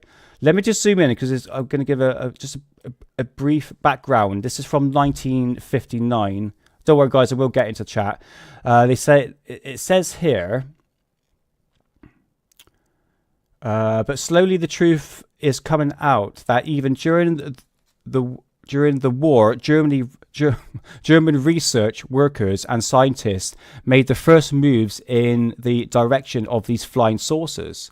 They built and tested such rare, near miracle contraptions. Experts and collaborators in this work confirm that the first projects called flying discs. Now, I would say Hauenboom real flying saucers, and these are the flying discs, obviously the turbine-driven aircraft by Rudolf Schriever and stuff like that. undertaken in 1941. These designs of these flying discs were drawn up by the German expert Schriever, obviously Rudolf Schriever, Otto Hubelmohr, and Richard Mithe, and the Italian Belluzzo. Okay, so we have mention of all 4 scientists here in 1959. Okay, Hubelmohr and Schriever chose a wide surface ring which rotated around a fixed cupola-shaped cockpit. The ring consists of adjustable wing discs which could be brought into appropriate positions for the takeoff or horizontal flight, retrospectively. You laughing at me, Godstopper, my bloody terrible reading. Like I said, it gets an hour and a half. My reading goes right through the roof. Mithe developed a discus-shaped plate of the diameter of 42 meters in which adjustable jets were inserted. I am not reading anymore, but you get the idea, guys. Look, read it through. You can pause it, and as you can see, you got the mention of all 4 scientists, and this is in 1959. So we have that foundation already. So we have the newspaper articles that came out in the early 50s, 1950 to be exact, throughout the duration of the 50s, and boom, comes out in this book where you have everything in a package, and that is where everything starts to develop. Okay, read it down here, read it for yourself, and sorry, that is the last page there. And here we have the design of the flying disc. I'm not too sure. Trios. I'm not sure what that rings a bell, actually. Rings a bell. I'm not too sure with Corbell Cats on that one. So yeah, here we go. That is a description of these flying discs of World War II. What else we got? Anything else I'm going to show? I tell you what, I'm going to be honest with you guys. I think I'm going to leave it there because I've got so much to talk about for next episode, and I might lead it into.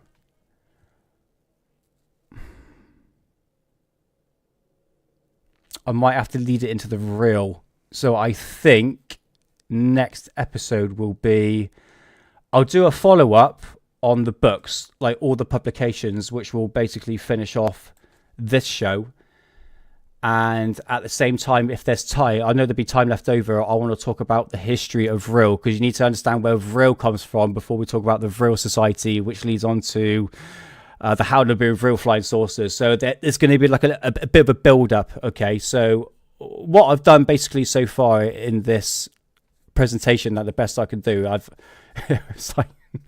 I try to put everything in order. It's been very, very difficult. But it just gives the idea of what was happening from the early 40s to the 80s. Obviously, we go through the publications next week and I'll show you what that is.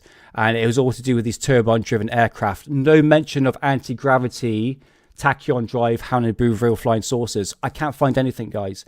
And I've been researching and finding, like, a typical example.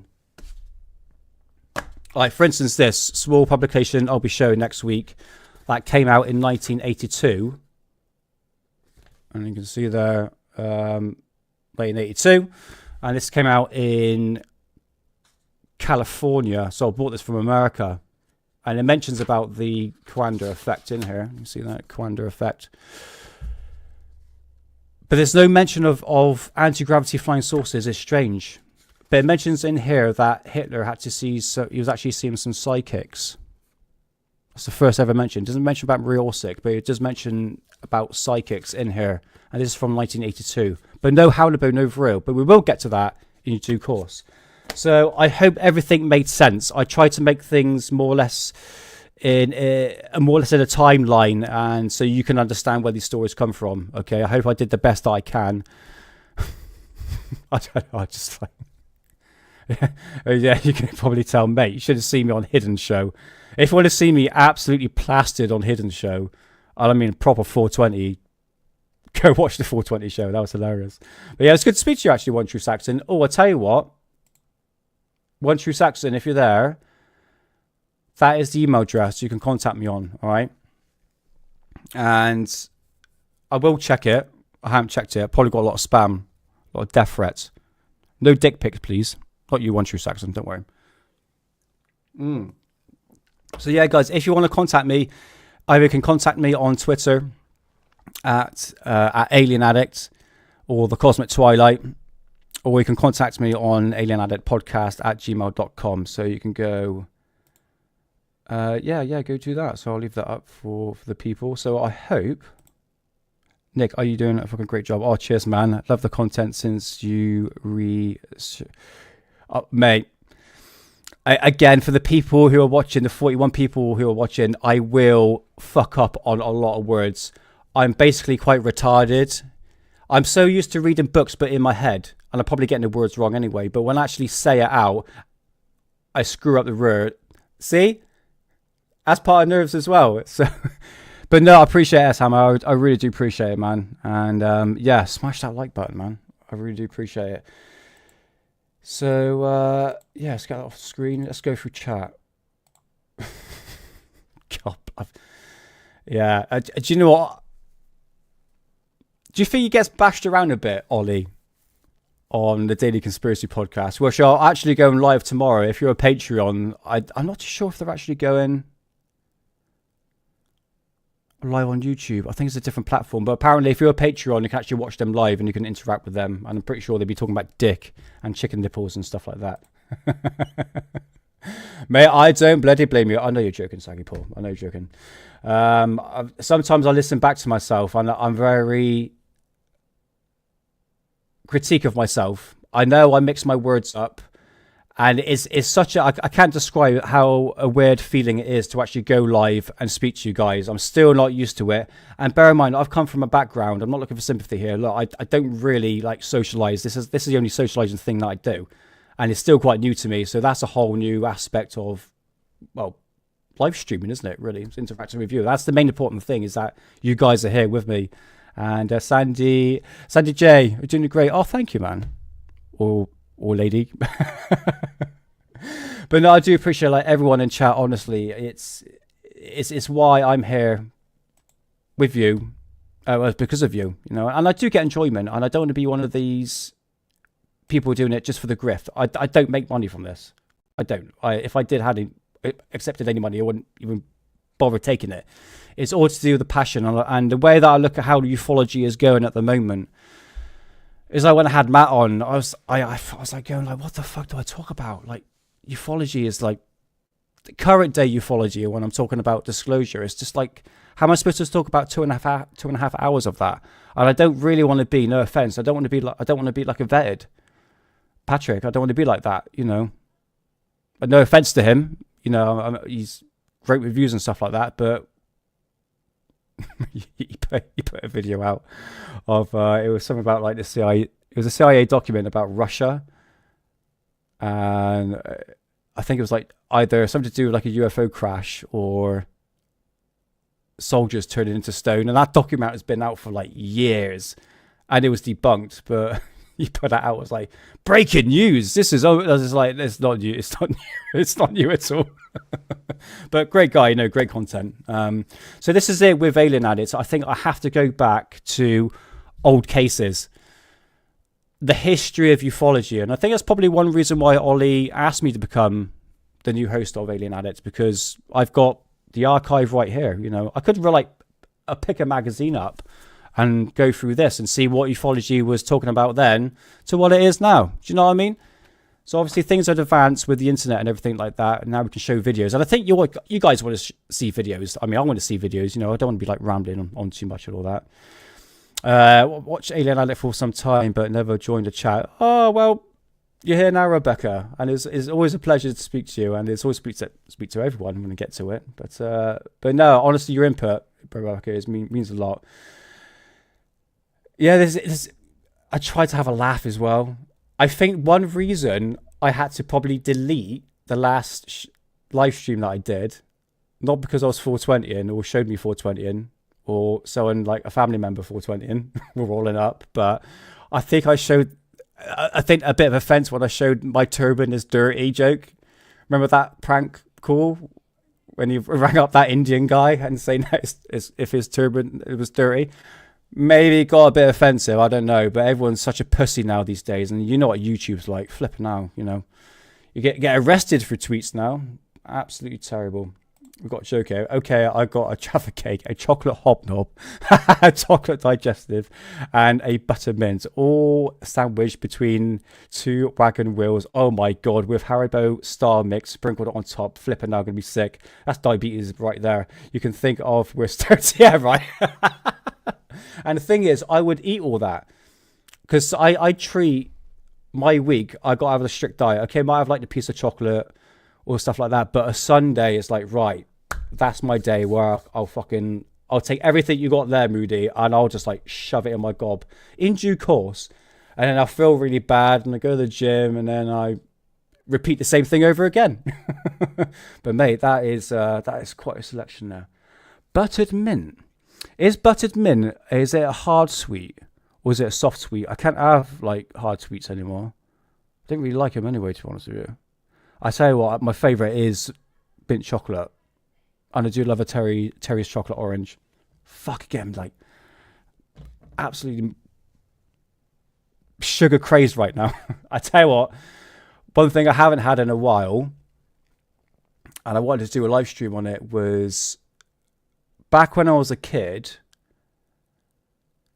I had something called Lucky Charms, which is an American thing, isn't it? That is American cereal, for those who don't know. It's basically like bits of,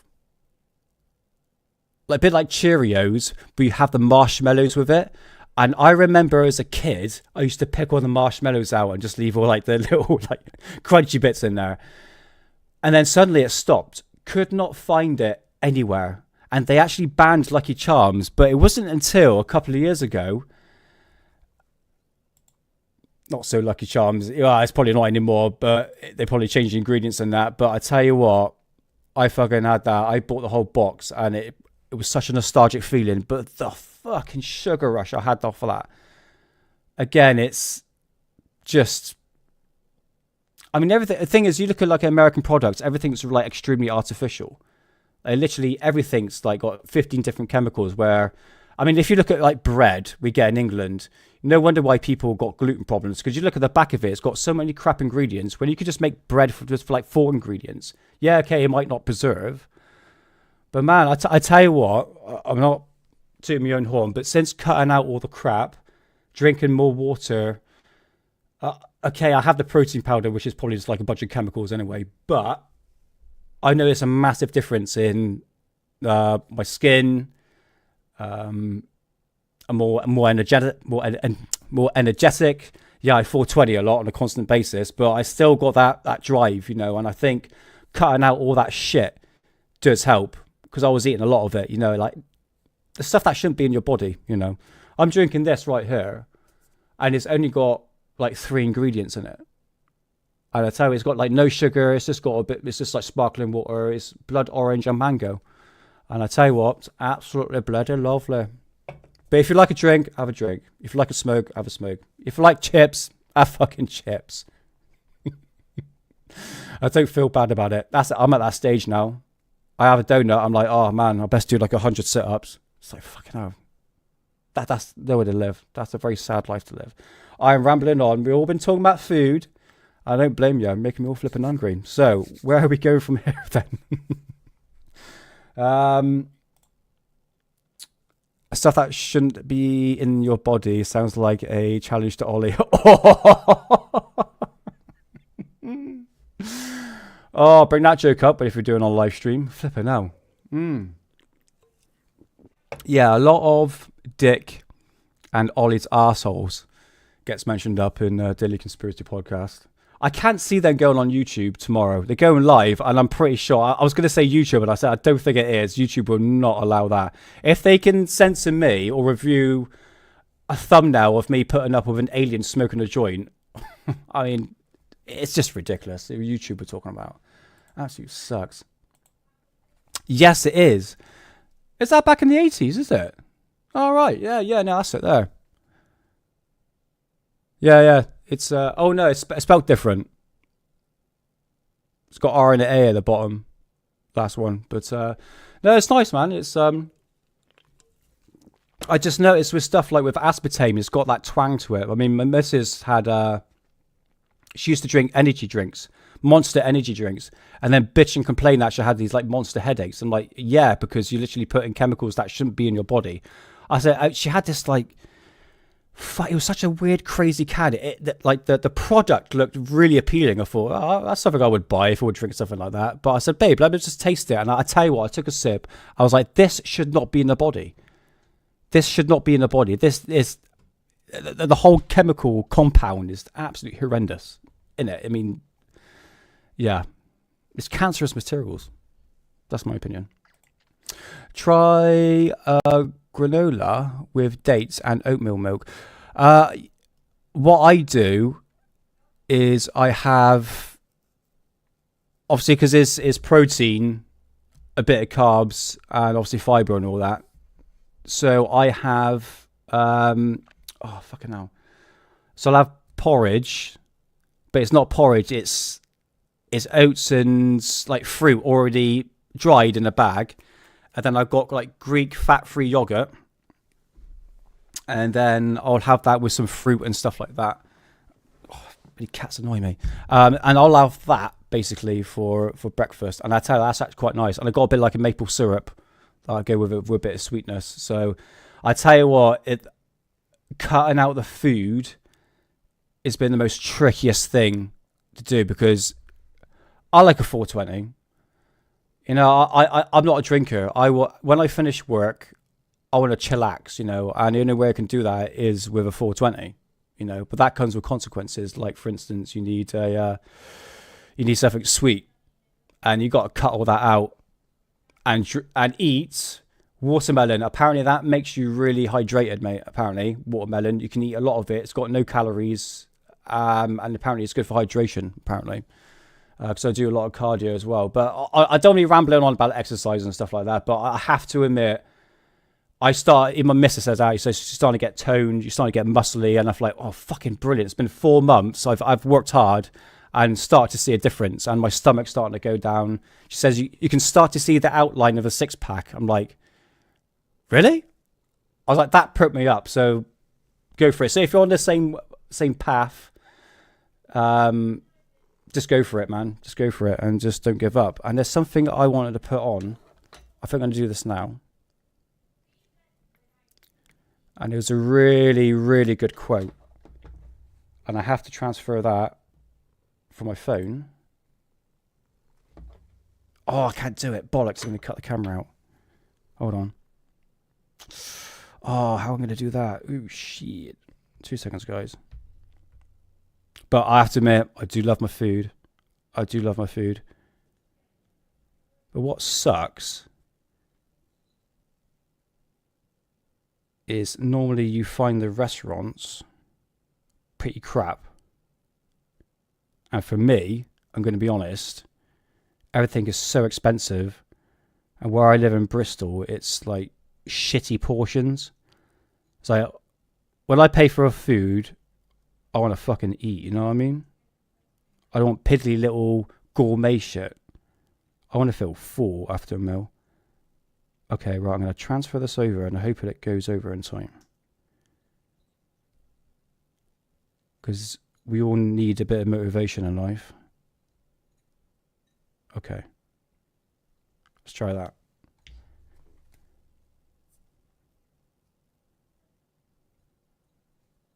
Oh my God.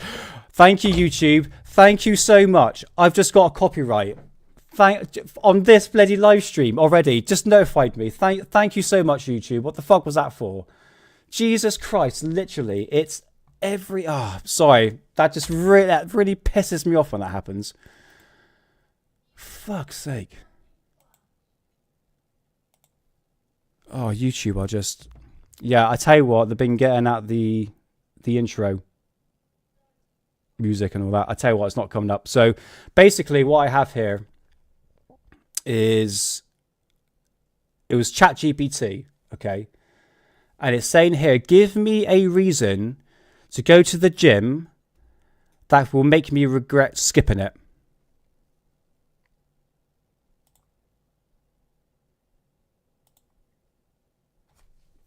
Hold on.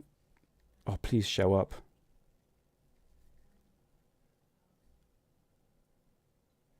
Sorry, guys. Hold on.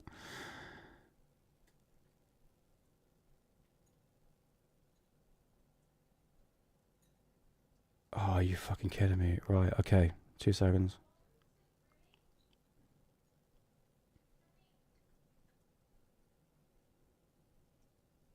Really sorry for the silence, guys. I just got to put this up. If this will work.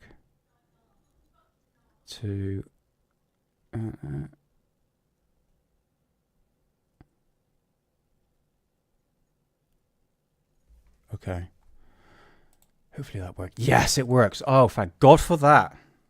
Technology. Brilliant. Right. Let's bring this up.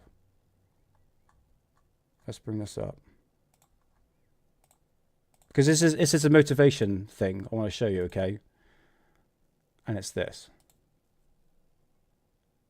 It says here, give me a reason to go to the gym that'll make me regret skipping it. And this is what ChatGPT says. It says, every time you skip, you reinforce a silent message to yourself that your goals don't really matter, that your potential isn't worth the effort, that the life you imagine is out of reach. But deep down, you know you deserve better than that. Going today is more than just a workout. It's proof that to yourself that you are willing to fight for the person you know you can be. Don't let that person down. Boom. Beautiful. Mwah. Perfect. Everyone should take that with any life aspect, okay? This is just what ChatGPT to say that is nice. It is nice, okay? So if you're putting on weight and stuff like that, and I know there's days, guys, where I'm like, oh, do you know what? I cannot be screwed. And I'm like, no, don't do that. Once you're there, the hardest thing is turning up. Once you're there, fucking crack on with it. You know, put your head down. Just put a podcast on, put your music, and spend that hour or even 2 hours just going at it. Yeah, just yeah,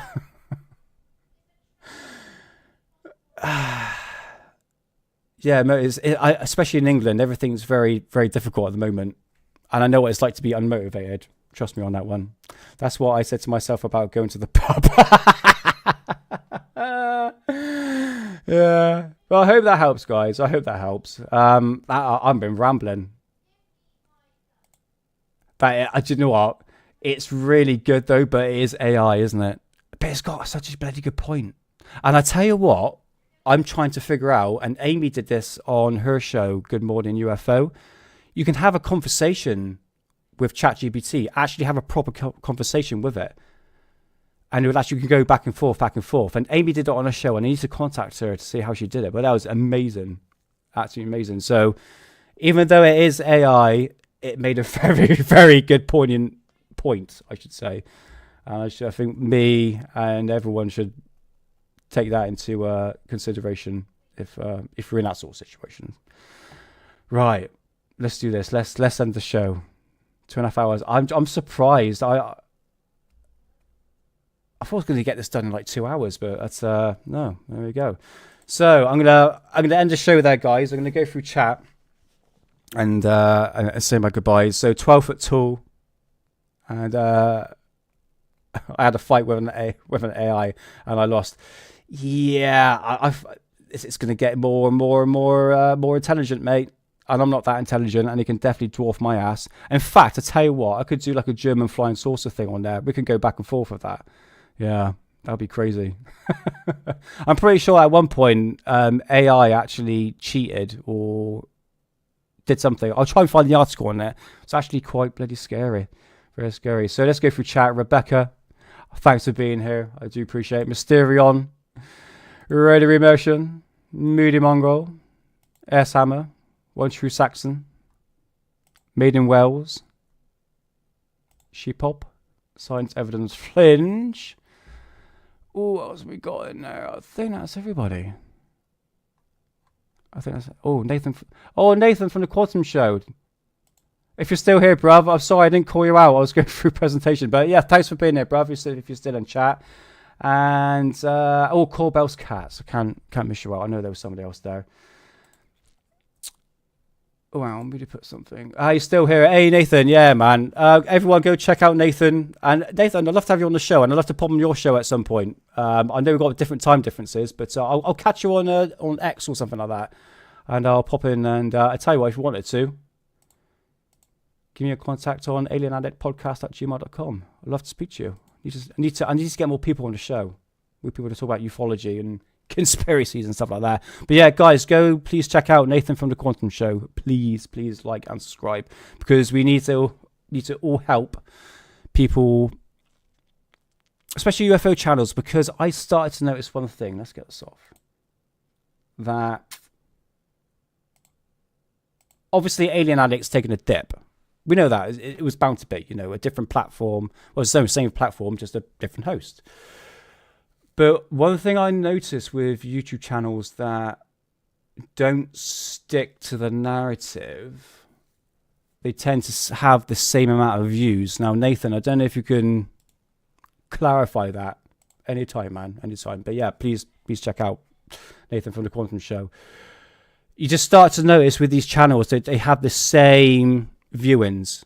And this is what shocks me with Rich from Goof On, which I'll love to have on the show, but it's a bloody nightmare to get hold of.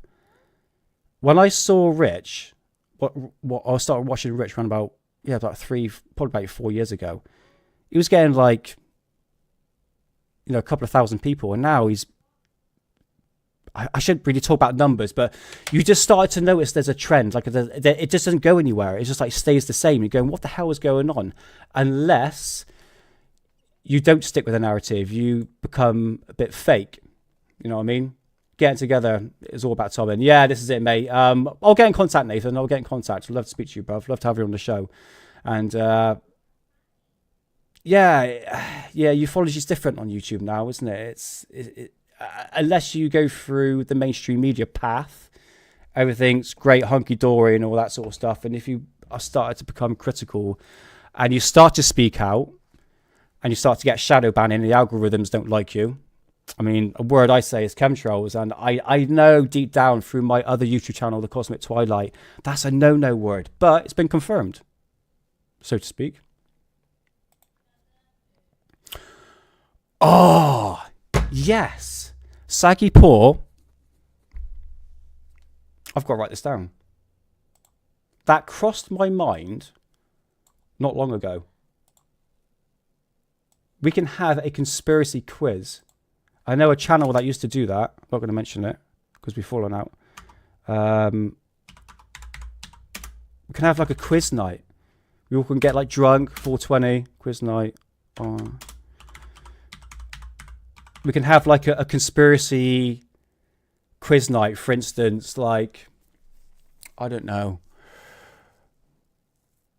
Is the Queen... No, can't say that. I was going to say something really bad.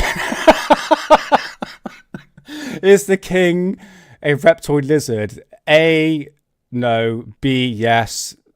C, fake and gay. Something stupid like that. We'll have a laugh with it. We can probably do that with Hidden Show as well. I know we'll have a laugh with that one. But yeah, that's a good one. Yeah, thank you, Saggy Paul. I should bear that in mind. Let's get the German flying saucers out of the way first. I'm willing to buy one tin suit to go with that. Show segments or repeat visual hooks to promote familiarity. Did I say that word? Familiarity. Yeah, could do, man. Yeah, I'm trying to get... I think I've got a structure with Alien Addict at the moment. I think. I just find content. I'm like, let's talk about it. She pop up. So many established channels haven't left YouTube or shadow ban. So you not the first one. Yeah, my Cosmic Twilight channel. I mean, I did a video on the. This is what. I hate to sound like one of those pricks. I really do. But they're talking about blocking out the sun. now. It's all been confirmed that the government are actually putting a program into fruition, actually fund it. I was talking about that last year. It was actually on the government website. They were actually looking to give out grants for solar radiation management. And it was millions of pounds, and it had 4 different programs. And I was talking about it last year, and it said it began in the beginning of April of 2025. So I said I knew around this time period something was going on, and now somehow the mainstream media has come out about it. Either to do it's like a psyop or something like that. I don't know. I forgot where I was going to go with that. Where was I going to go with that thought? Something to do. I'm talking about chemtrails again, isn't it? Oh no, so it's probably something to do about shadow banning, but it's just like words like that you just can't say, you know. No, what I was going to say, I made a video about that, talking about there'll be a spraying program or something like that would be beginning of April of 2025, about 6 months ago, and that video only got 19 views. 19 views. I'm not joking. All my chemtrail videos has got 23 views, 19. I showed my missus. It's like, look, I made that like 7 months ago. And it's amazing how a YouTube video can get only like 17 views. It's pathetic. YouTube sucks. I know I should move on to Rumble, but, you know. What could go wrong? Use that twat waffle. Ed Miliband? He's like the energy fucking secretary. What like, it barely gets any sun in England anyway. It's constantly got this bloody depression over the bloody skies. I mean, talking about that white cloud that blankets the sun. It barely gets any sunshine, and then you're going to block out the sun for a 5-year program, but yet install solar panels that barely do fuck all. Like, it's so stupid. It's so twisted. It's like the logic and common sense goes completely out the window. God, everything's so fucking corporate, twisted, gay and fake. Oh, it's just, I'm sick of it. Can we have like normality, like common sense? Yes, blocking out the sun. We've all been lived through the time of chemtrails bad into a brave new world of chemtrails good. I mean, why would... This is what I don't understand by the article. Why do they put that out there? And it really has triggered the alternative movement. Well, the conspiracy movement, so to speak. Because that's all they're bloody talking about. They'd be like, yeah, see, I've been talking about this for years. It's like, yeah, we know they've been doing it. But why are they coming forward now?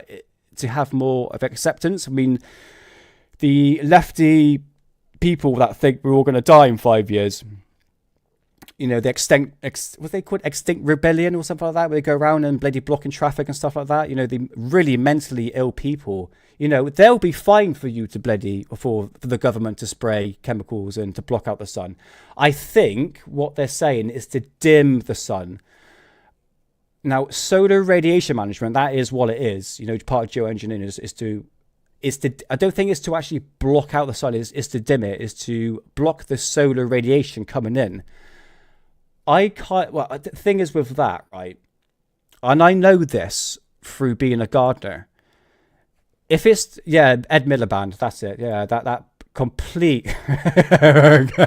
great bell end. Yeah, this is it, man. Where was I going with that?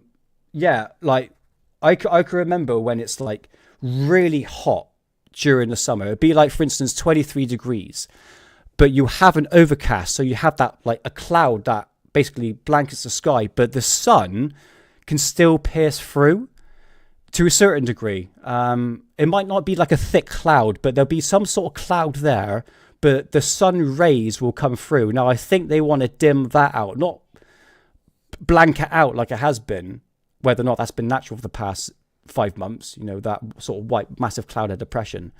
They're saying they're dimming the temperature, but still, plants need to grow. Photosynthesis. I mean, if you want bloody CO2 to be absorbed, plant more fucking trees. Trans then, fucking stupid idiot. Trees absorb CO2 and it turns into flipping oxygen. Even I know that. You know, if you look at how England has changed, especially the landscape in the last 10 years. Everything has got a lot more greener. It's because of the CO2. I mean, I'm not saying that CO2 creates climate change, because I don't believe that. It's the same tactics they use during COVID to scare people was the same tactics they're using for the climate change. Oh, they called it global warming, 17 years ago. Then they changed it to climate change now because they couldn't make their mind up on what was going high or low. And now in that newspaper article that came out here from the Telegraph, called it global warming. It's like, well, hold on, what is it? It's like, make your fucking mind up. Fear, panic. It's just like, I'm not buying this shit anymore, and I'm rambling. Don't speak to me about chemtrails. You know how much I ramble. I'm like, I go off the rails and this sort of stuff. But I'll leave you with this final thought, okay? Let's just go by Bill Gates and them lot. Klaus Schwab and the people in the World Economic Forum and them. Yeah, it's doom porn. That's what it is. Fear porn. That's what it is. If we go by that Bill Gates, Klaus Schwab, and all them gang that are promoting this climate change in a way to actually restrict our freedom, it's a global thing. It's like with COVID. It was a global scale. All the people were in it. All the global leaders were in it. So that's what I'm trying to say. And it's the same for this climate change stuff. So if we're saying that these people don't believe in climate change and it's just there to actually restrict our freedoms and is using climate change as an excuse, and they know climate change isn't real, like I said, they're using that as an excuse, then why are they spraying chemtrails to block out the sun? If they know that the whole thing is a hoax, do you know what I mean? Did I say that right? I shouldn't have 420. That's what happens. Terrible. But you see what I'm trying to say? If the global elites know that the climate change is a scam, why are they spraying chemtrails to block out the sun when they know it's a scam? So it says there's something else to it. And this is what it means when you've got to look between the lines. It's to block out the sun. Is it really? Is it really, though? Or are you just dumping chemicals? Or is there something like nanoparticles and all that? What's that got to do with blocking out the sun? Do you know what I mean? So you really got to really look into it and find out the in-betweens of what they're saying. It's all fake and gay. It's to make us say, yeah, this is it. There's no doubt we're finding chemicals and even these particles, especially in farmland in England, and there has been tests been done. So I think time will tell. In terms of what's actually going on with the skies and what's actually going to be happening with the skies, because now we've got an official program to say, right, we're actually taking this step, which is the most retarded thing since I've heard that Bill Gates wants to poison the cows to stop them from farting. It's just like, why England? Oh yeah, because we're stupidly woke and very hard left because we've got a complete twat waffle in power. Oh my god, I'm rambling. Chemtrails and weather manipulation are different. Yeah, chemtrails are obviously to create cloud. This is it. Whether or not that cloud is used for, but obviously part of solar radiation management. Obviously, weather manipulation is obviously we're talking about like HARP and stuff like that there, like Doppler radar. Man, I'm rambling. Right, let's end the show because I ought to get to bed, man. I was supposed to do like an hour and a half show.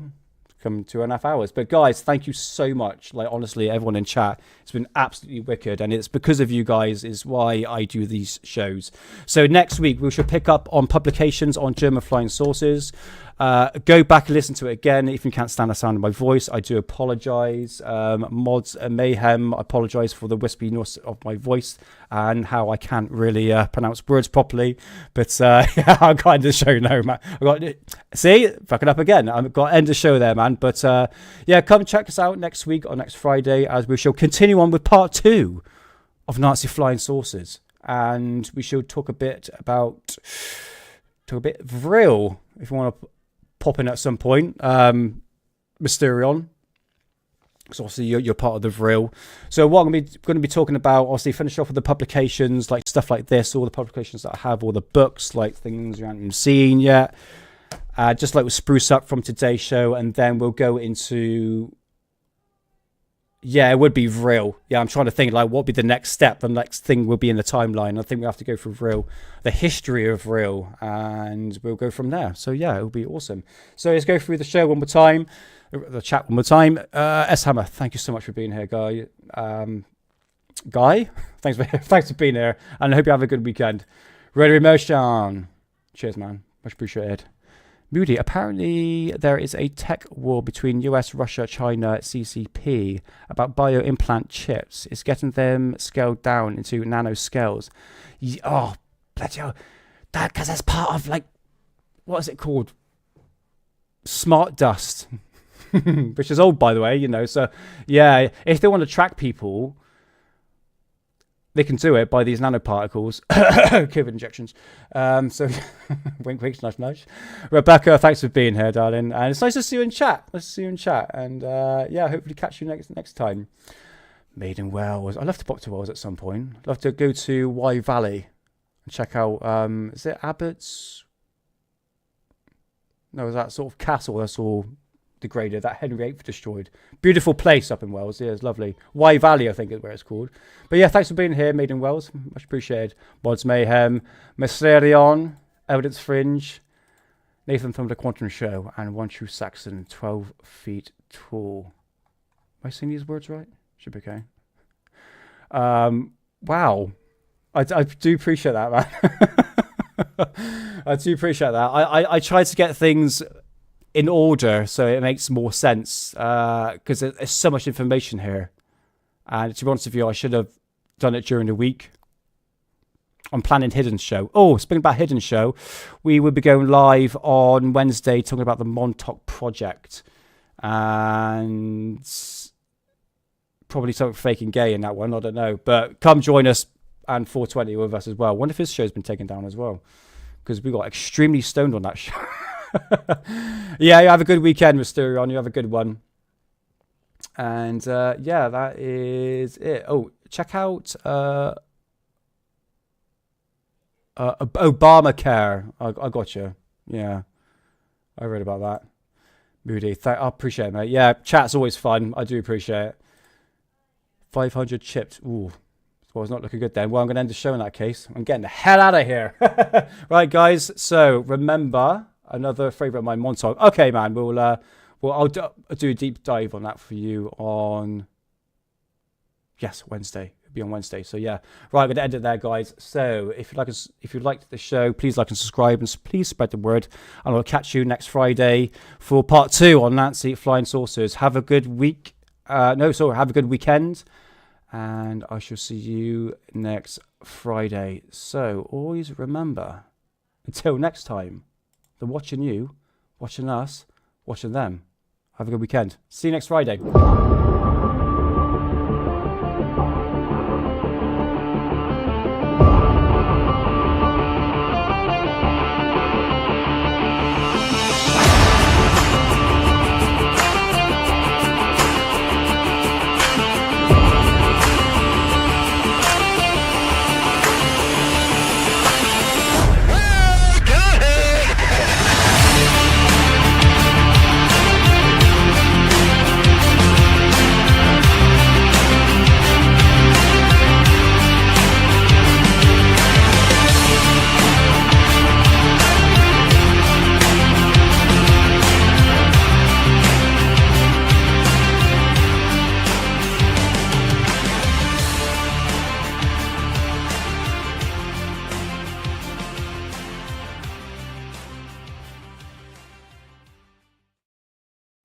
Right, I need to catch up on what's going on at the gym. So this is my gym here, and I haven't seen the lady who exposed her bumhole to me going back during Valentine's Day. I should do a little catch up next week. Right, all have a good weekend, and I'll see you next Friday. See you later.